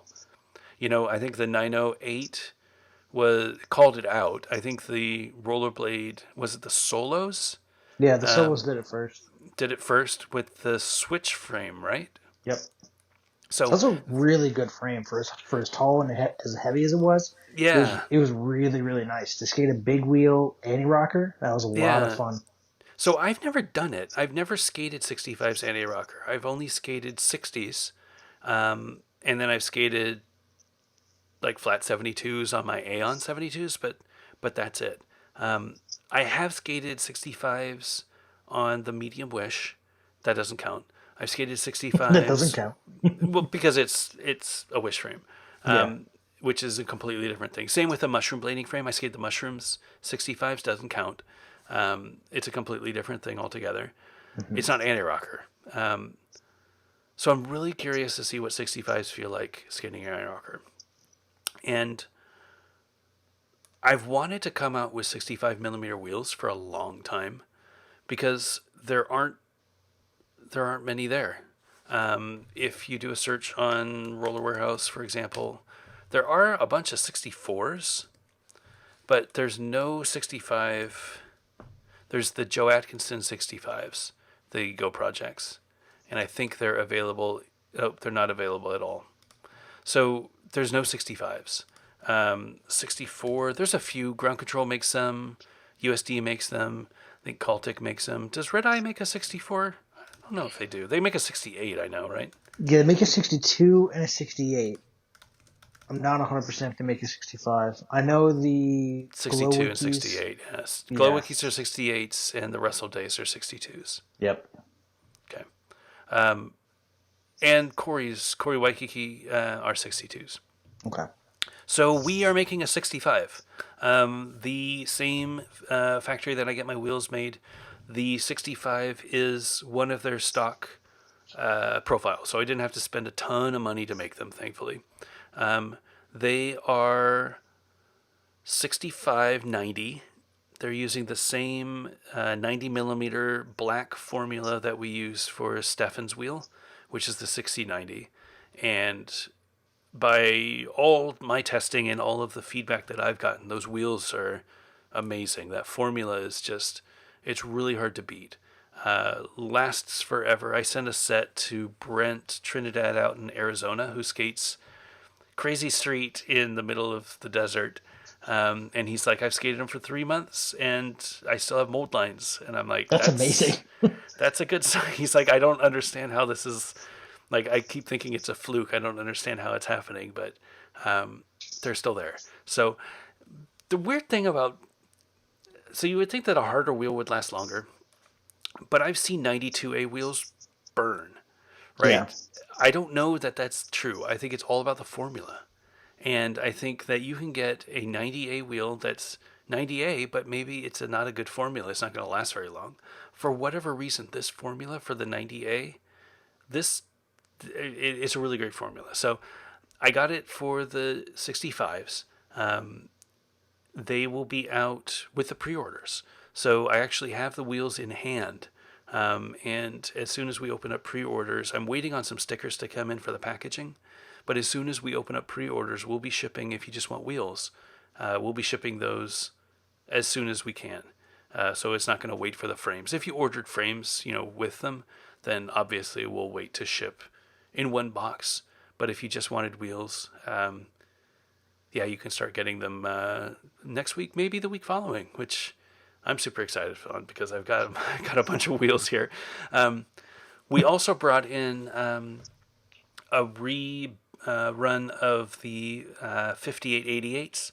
So those are my favorite 58 millimeter wheels, the 88A. They are super bouncy, super great wear.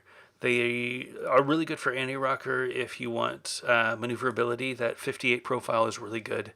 It's great for flat if you're skating flat on Sola frames or Aeons or something like that. It's a really great profile for that.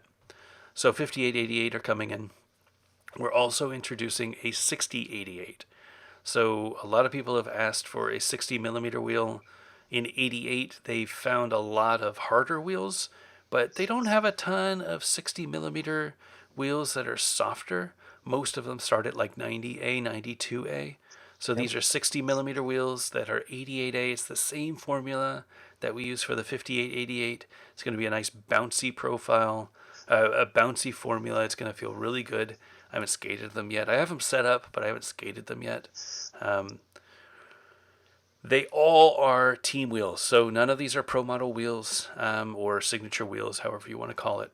They are the standard 50/50 design with the standard look and feel, but the ring is a dark red that complements the bright red frame.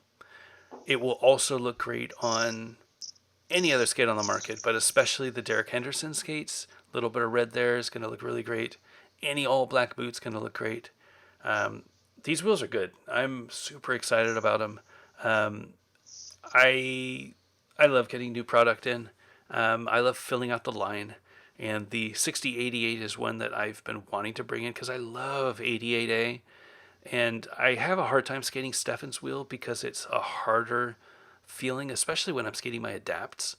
I wanted something a little softer. The 90A is perfect. Don't get me wrong. And if you have I loved them. I'm skating them now in the 7. I loved them in the sway. If you have something with a shock absorber or a nice footbed, 90A is a great hardness. If you don't, if you're skating adapts, if you're skating something with carbon, you're going to want something a little softer, at least I am, to get rid of some of that shock. And I think 88A is the right balance. Those, again, all going to ship at the same time. They'll ship next week. We have new sticker packs and stuff like that, new t-shirts coming as well. So it's going to be a really busy week. Again, we planned on all of this hitting a couple months ago, but with the COVID stuff, we had to push it all off.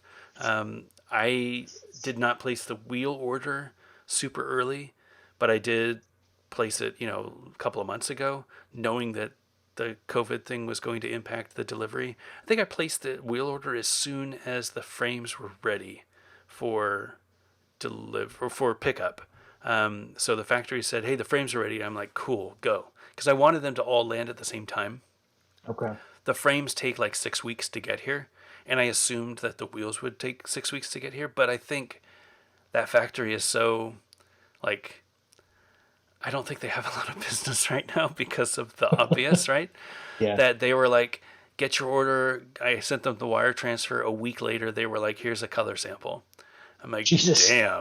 Like, usually it's a 30-day runtime, and then it's a week to get here. and they were like, by the end of the month, it was already in hand. So I've had these wheels for a week just sitting here. I'm like, all Wow. right, well, I guess I'll set up some some pictures for teaser campaigns, right? Because I mean, I don't know, no Photoshop here, like the legit product. That's awesome.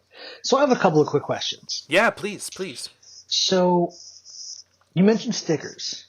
Does Mm-hmm. that mean now any 50/50 product that I've purchased or that you've been provided to me, I got a stamp logo sticker. Mm-hmm. Does that mean that there's a red stamp logo sticker coming? There is. That So I am color coordinating everything. is So exciting. Of course you are, because of course I that's am. what you do. So when you buy a set of wheels, I put in bearing spacers as well. So every 4 pack of wheels comes with 4 bearing spacers because we're aggressive skaters and we're going to lose that shit. I get the bearing spacers from the same factory that makes the frames. So for me, it's a real easy, hey, can you also throw in 10,000 of those? And they're like, yeah, no problem. And it's like, cool. 10,000? Yeah. Jesus. I mean, well, I sell a lot of wheels. And then Yeah. I get the sticker. I do get them packed in sets of 4s from the factory, but I think packaging is cool. Yeah. I love having. I mean, look at the Conjure guys, right? They have the friggin' box with unicorns pooping. Like that. That is great. I'm not at that Did you level. get any of the shred pool wheels? I did not get any shitful wheels. I should have. I should My have just gotten them to put them on the wall, but I my didn't. favorite part of that packaging, I kept the box, and I'm Of going to keep course. it as long as possible. My favorite part, if you look on the bottom, there's 3 little seashells Of course. because somebody loves Demolition Man, Exactly. Exactly. I haven't and watched that movie in a long time. there's probably a reason for that. Yeah, it's not great. but but I saw that and I was like, that's fucking amazing. And then I was talking to Shredpool and I said and I mentioned I asked him, like, I just sent him a message. He's like, who loves Demolition Man? And he goes, everyone. I was like, well, yeah, true. Of course. So yeah, the packaging is important. I do get a little card that I get made, and I shrink wrap them into a nice little pack because I need a way that I can put the bearing spacers in with the frames or with the wheels. And I wanted to make it so that you could see the profile of the wheels. I remember my first wheels were the 58 that I paid to get a custom profile. So it was super important to me that people could hold it in their hand and look at it and say, this is the profile of the wheel. It's different. But at the bottom of the label, of the folded label that has the the size of the wheel so that people know what they're buying, I always stick a Fitty Fitty stamp logo sticker in there. It's usually a white and black one. For the red limited edition wheels, it's a red and black one. So it's a red fill Nice. with a black outline. I have to buy some of those. It's cool. It's little things. I mean, why not?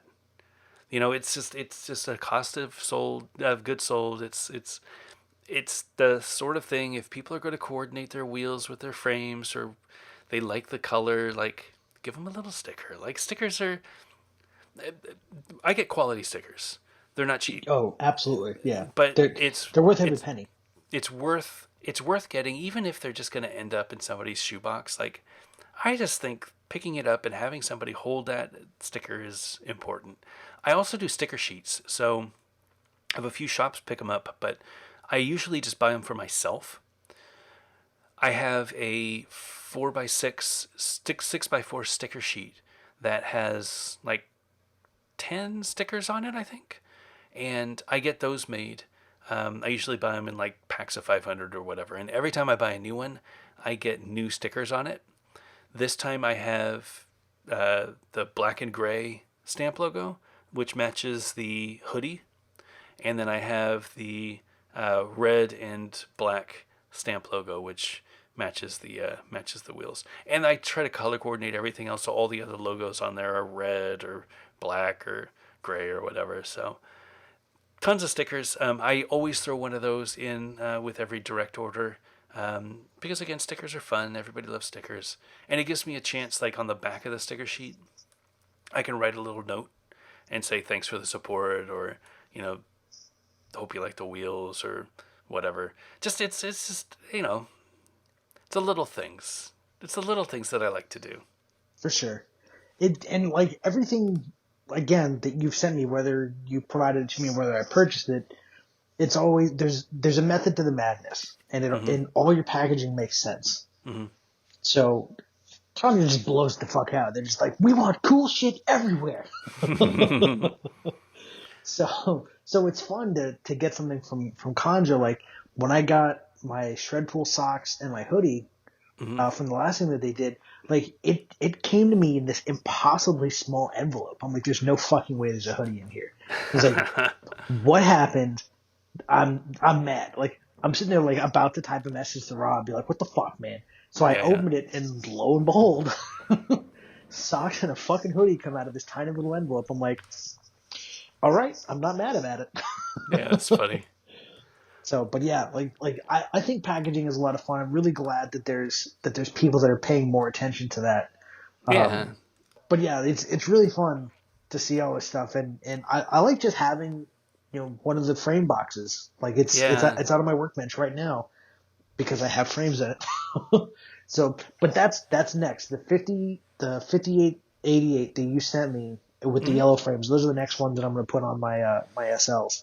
Are you gonna try Um, anti with those? yeah, I'm gonna stick to anti rocker for a while. So Cool. my idea is I'm gonna stick to anti rocker probably until Woodward, and then I'll skate wish frames in Woodward. Woodward 2020. Hopefully, if it happens. Oh. so I'm gonna stick with it at least to then, because like it still sucks, but it's not as like I don't grind my teeth quite as much when I Yeah. skate it now. So Yeah. like I am getting used to it. I think part of it, like so the shred pool wheels that I have, I'm getting some weird wear on them, but I think it's because I'm Hmm. just doing the old school, skate up, grind, land, carve a turnaround, and then go back and do it again. So it's the inside rear wheel of the outside foot when you're turning. Yeah, so I'm getting Yeah. strange, and I'm trying to like balance it out. So I'm trying to turn both ways and everything like that. And like when I power wash my driveway, like I talked about, Yeah. it's gritty. So Of course. like I fully recognize that I'm sacrificing a wheel that probably will never be made again. At Sure. least not like that. That's Um, meant to be skated. and that's the way that I'm seeing it. I think So Shredpool would be proud. for sure. I sent him a video, or like he meant like liked my Instagram video. Hmm. So I sent him a message that, hey, did you notice I'm skating your wheels? And then so of course he apologized. Of course. So I was like, no, I like him. I'm a big fan. I love the packaging, whole 9 yards. So like, and that's the way I'm looking at it. Like I try to be precious with like the Cosmics. I probably still will, because that's just a really cool looking wheel. The Yeah. 57s with the purple.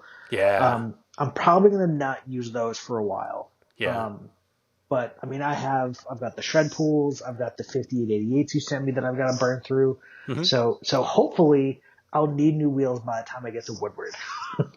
I'm sure you Um, will. yeah, but I mean, I've got my wish frames. And those have basically, I don't want to say brand new, but like broken in wheels, Yeah. and I'm very happy with that setup too. And I'm gonna treat myself at Woodward with those. Absolutely should. I mean, wheels are meant to be rode. That's the problem. Like, I think people look at wheels and they're like, "Oh, it's too pretty," and like, Conjure's the worst. I hope Rob hears this. Conjure's the worst because his wheels are so beautiful. It's like, well, I don't want to skate that. Yeah, I don't want to mess them up.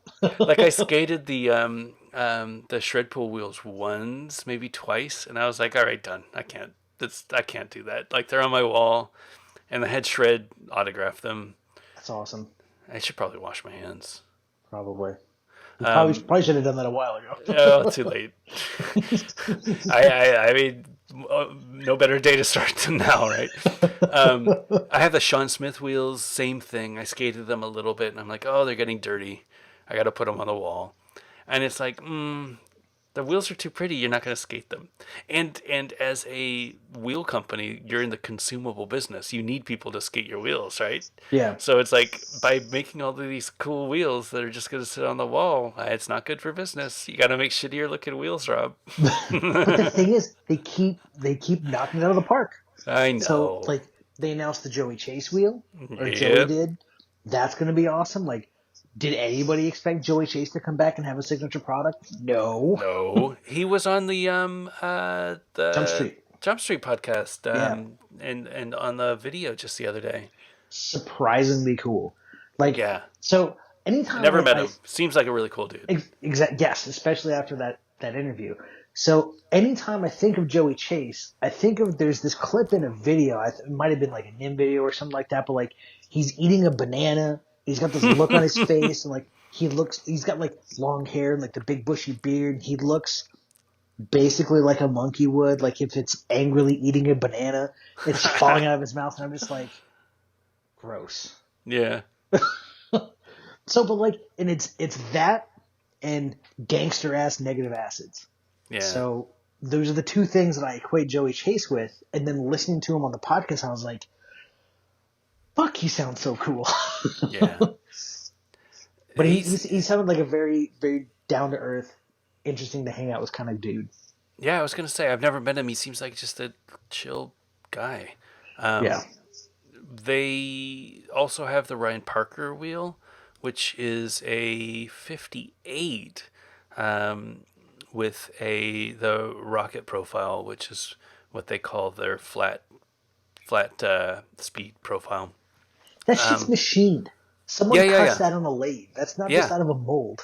yeah. How do they make money on those wheels? I they, don't know his business, but yeah, that's the third wheel they've done that's had that. You know, two Cosmics and then that. So it's a something's beautiful wheel working well. too. So it's like, yeah, I don't know. Great wheels though. I mean, if you look back 2 years at Conjure and they were making wax, and now it's Yeah. like a legit wheel company, that people are waiting for the next drop. Yeah, they're doing great stuff. Yeah, very, very excited. Do you remember when Hmm. the shred pool wax that they did and his promo videos that they did? I remember him putting some deodorant on. Was that the one? That was the wax, yeah. Okay. And he's like Yeah. cutting it open with his sword and stuff. It was so fucking weird. Yeah, I don't know if that guy's all right. It's been nice to me. So I know I'm always the nicest guy. I just mean in the yeah. head, like if he's got some problems. Oh god. I don't know. I mean, I'm just assuming Well, he loves unicorns. he does. He's a good guy. He is. He Agreed. gives good hugs, that's for sure. Yeah, they're smelly, but they're good hugs. That's worth it. It's worth the risk. Wear my mask. What else? What else we got going on? So yeah, Red Frames, super excited about that. Yes. What else is going on in the industry? So 909s we talked about. The Derek Henderson skates are coming out. Do we have an ETA on those? Uh, I don't know if they're even up for. what's the word? Yeah, Post-apocalypse. Yeah, I was that's gonna when those say- are coming. they're not up for pre-order yet on Roller Warehouse. Does Inline Warehouse Yeah, carry but them? I'm sure that if you email or call any shop and just say, "Look, I want to Yeah. give you $280. You earmark Yeah. the first pair for me," they're gonna send it to you. They're gonna take your money. I don't think they have them yet. I think they're still waiting. No, yeah, but they're gonna say, "Okay, no problem," and then Yeah. they'll say, "All right, Joe Schmo's size 9 Henderson SLs are paid for, so when we get them, send them to him first." Sure. So that's like someone was saying something like, "Oh, I want to get this, but they don't have it." I was like, "Send Long the money. He's gonna get it for you." Yeah. Yeah, and if you just say, "Hey, I want this," he's not gonna go like, "Okay, I'll get it." At some Yeah. point. No. But if you send him money and you say, "Here's my $300, get me this product," he's gonna get it. Right. Let me see. Does Long have it? Henderson doesn't look like anybody's doing pre-orders yet. Yeah. Oh, another quick question. Yeah. Since you have a 4x90 frame, Yes. does that mean that there's samples of 90mm compass wheels floating about? I do not have samples yet. I will be Okay. completely honest when I do. Okay. I would love to. The problem is that Compass is a smaller company than 50/50, and being Yes. able to sell through my minimums is It's a lot hard. harder. Yeah. I think the big wheel market is different, and I'm not really aware of it. I think that the Compass wheels are top quality. Like, you can put them up against any other wheel out there at the comparable price, and they'll be just as good, if not better. I agree. But but that doesn't mean that they're going to sell super well. Yeah. I can't meet the price of a rollerblade hydrogen wheel, and rollerblade hydrogens are everywhere, and they're great wheels. I think the Compass wheels are better in a lot of ways, but price dictates how good wheels can be for that market. And I don't want to drop the price. I dropped the price a little bit for 2020 on, like, 72s are cheaper, 80s are cheaper, 110s are cheaper, because I have a little bit of margin to play with on those. But I kept the price on the hundreds, which were still expensive, and the Crawfords, because obviously I give Guy a good royalty on any wheel that sells, so I don't have a ton of margins to play there. Yeah. Bringing in 90s is something that I really want to do. And with my next order, I'll probably bring in some samples. But I still don't know that there's enough frames out there to justify it. Like, Yeah. where can Because, you get 90s, you know? and that's where I'm stuck. Like, so do I try to get a 4x90 setup, Yeah. and then not support your wheel company? Because Nah, I still want to skate Compass because they're good wheels. sure. And to be honest, you give me a great price on them. So, I, so I help a friend out. absolutely. And I'm very, very, very appreciative. So do I want to do that and say, okay, I want to stick to this 4x90, which I think is a great setup. And Hmm. I was talking with Long about those power slides that you just got, those fusions. Yeah. So I was like, all right, so maybe I can find a way to work something out with him. Hmm. But then what do I do for wheels? Like, do I Yeah. spend $70 on on hydrogens that I don't really want to skate? Like, I'd rather have the black urethane and everything like that, or a darker urethane and support your company. Right. Or do I try to go with other power slide wheels? Do I get an MPC? Like, there's just too many options for 90s, and I've got hundreds that are waiting to be used right now. So Yeah, so it's it's fair. just like, which way do I go? And like, I'm hoping that I can have in hand a 4x90 setup Yeah. before you make that, and I can convince you to get some extra samples from me too. Yeah, well, so 90s are great. I think there's no better size. If you have big feet, there's no better size. Or if you like a long wheelbase, I should say. Yeah. With a 90 millimeter 4x90, the smallest frame you can make is 273, because you've got 90 millimeter plus 90 millimeter plus 90 millimeter plus 90 millimeter. If you want that wheelbase, you cut the wheels in half, 90 plus 90 plus 90, 90 plus 90 plus 45 plus 45, because you got the wheels in half. Yep. The smallest you could get is 270. But if you do that, your wheels are going to rub. So Need you a need to little bit give of a wiggle room. millimeter, yeah, millimeter in the middle. So you got four wheels, one gap in the middle of each wheel, three gaps because you got four wheels. Hmm. 273 is the shortest that you can go. The 4x90 from Powerside is 275, which is a little bit conservative. Perfect. The wheelbase is perfect. I think 275 is really good.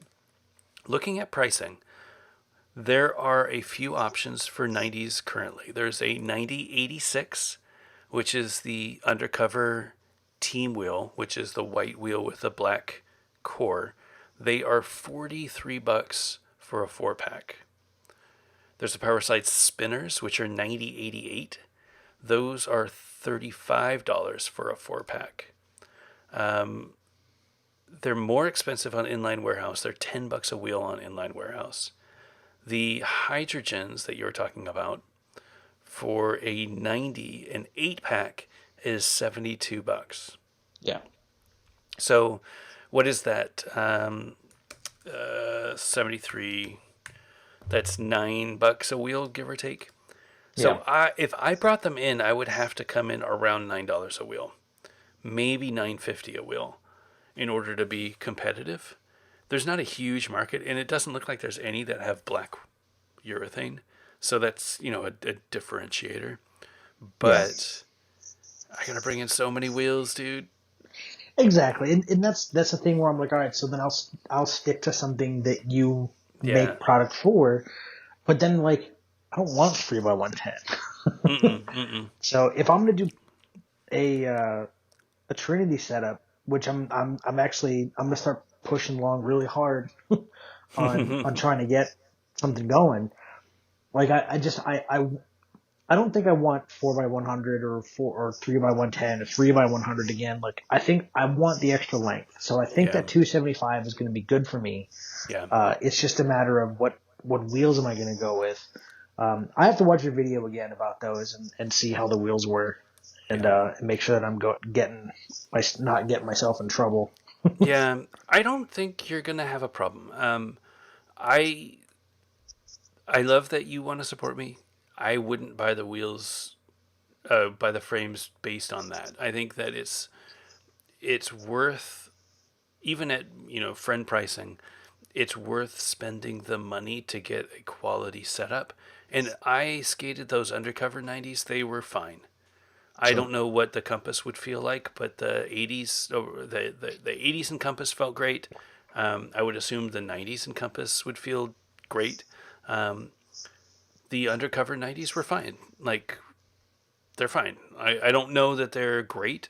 I don't have a lot of 90s to compare them to. I was able to do my slides no problem. I didn't have any slipping.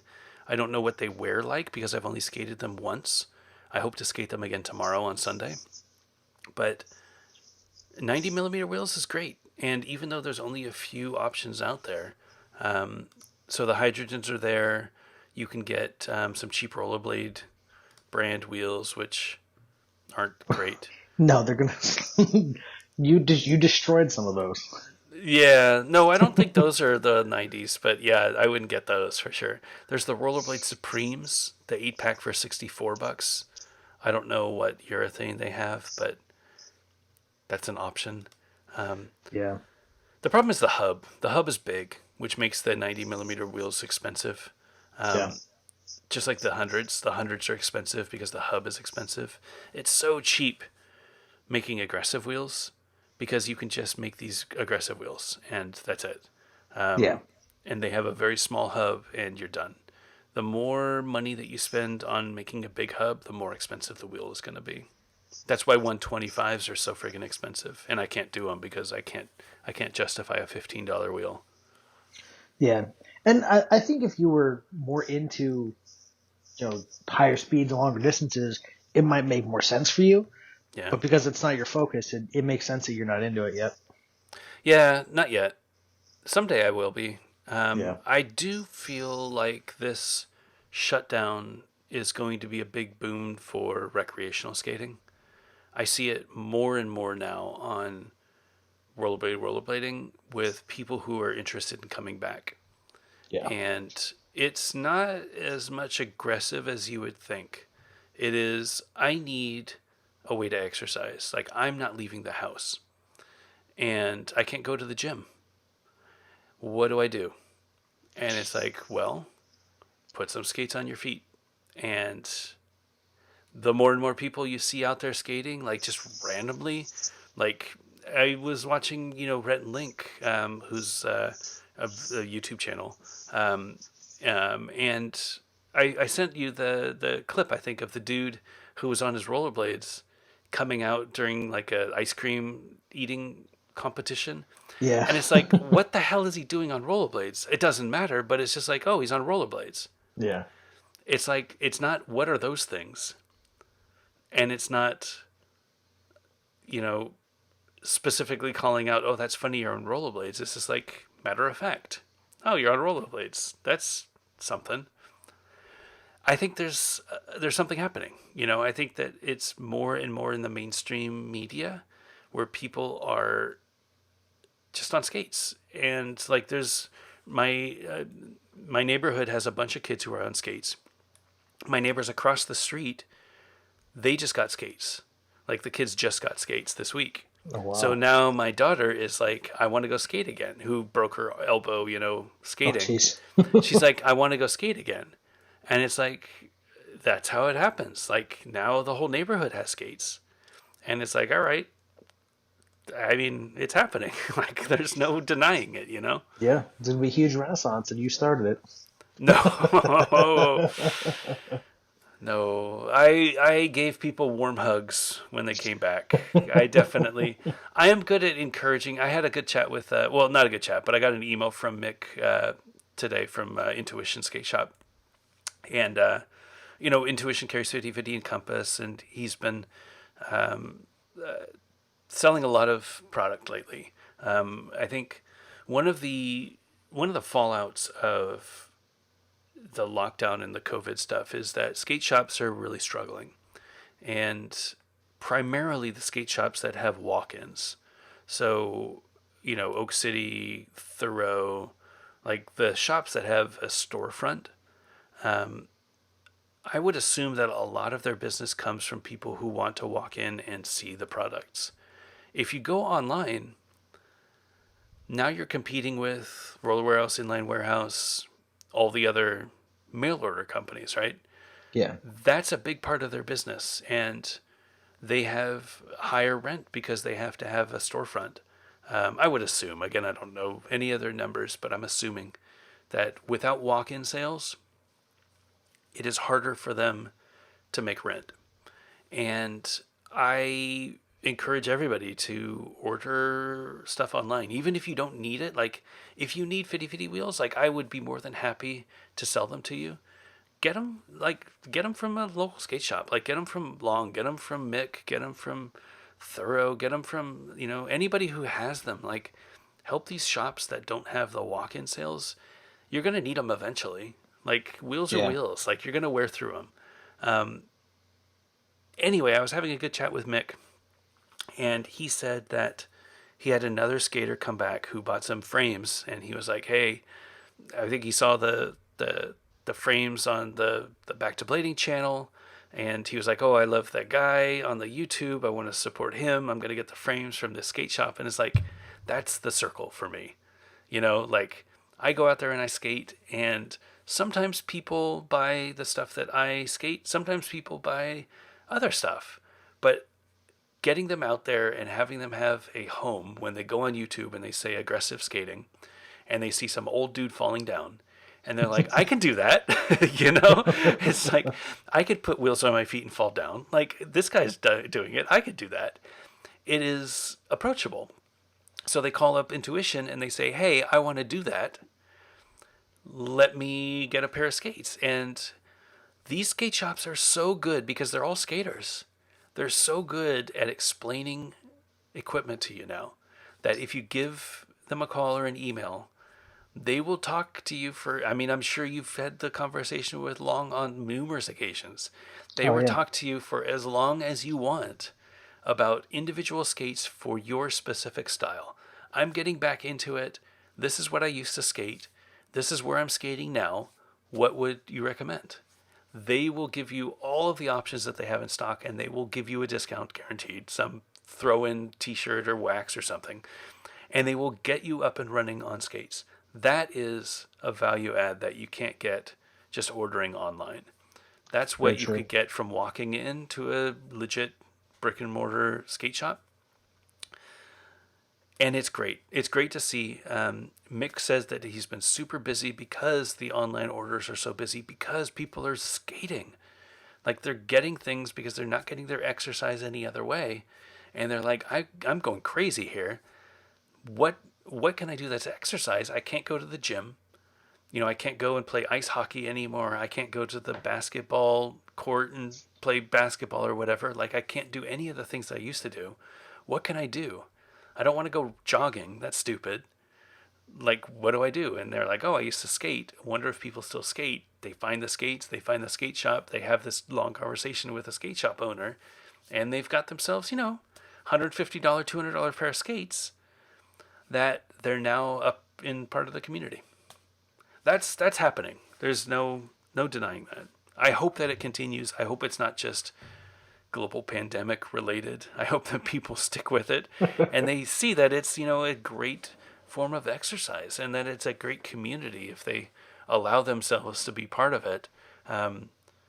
There's, nothing better than somebody posting their first clips to, Blade Tech or whatever and saying, hey, I just built my own P-rail. Check this out. And people are stoked to see it because everybody wants to see blading blow up again. They want to see it grow.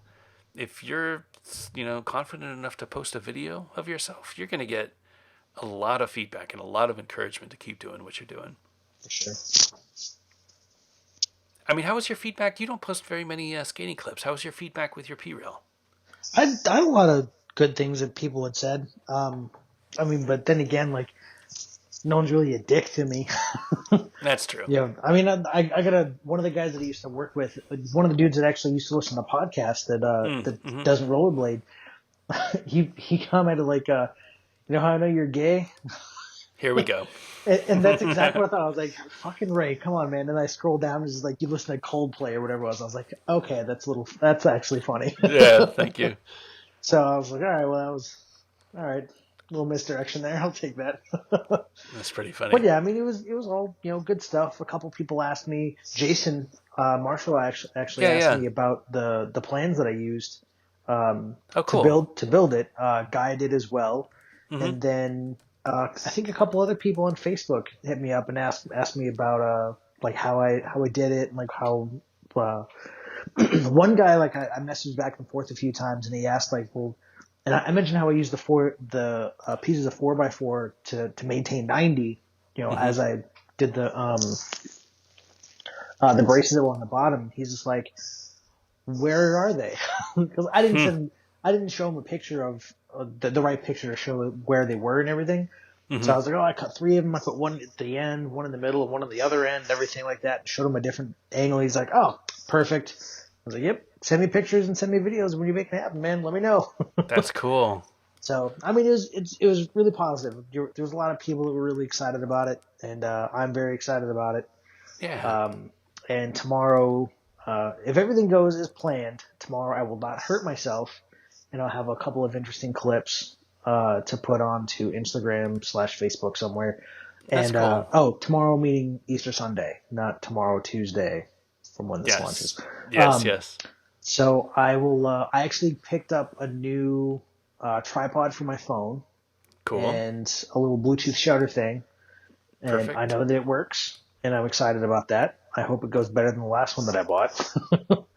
Yeah. I think I bought one before, and it didn't have like there was like a button press sequence that you'd have to put into pairing mode, where Oh, this one weird. has like a switch that you push.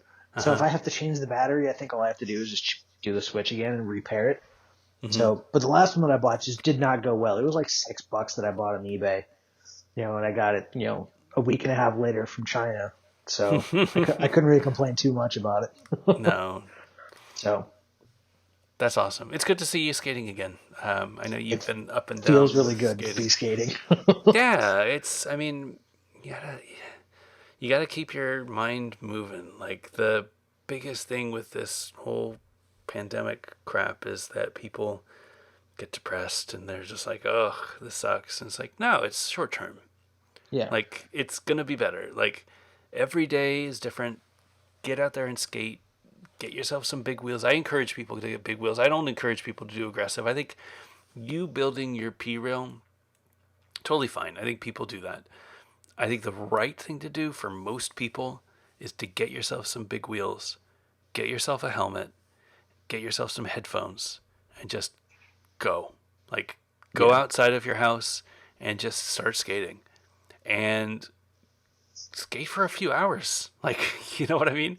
Like, Yeah. wheels will last a long time. If all that you do is replace wheels, that is a great form of exercise. There's nothing better than wearing yourself out with a sweat. That will get you in such a great mood because you are working your body. And, it's a great time of year. Like, the pollen sucks around here, but it's not too hot yet. It was in the 60s here today, which was perfect. Um, just get out and skate. The bigger wheels that you can get, the better. Smooth rides, go for the distance, and just explore your city. Like, the whole idea behind Compass was skate everywhere. And it's like, just go skate. Like, just go explore. Like, there are so many, like, we used to do that when we were growing up. Like, we knew our city like the back of our hand. We knew every square inch of every block and where the little hips were and where the curbs were and where the little grind rails were and where the little ramps were and driveways that you could skate. And it's like, do that.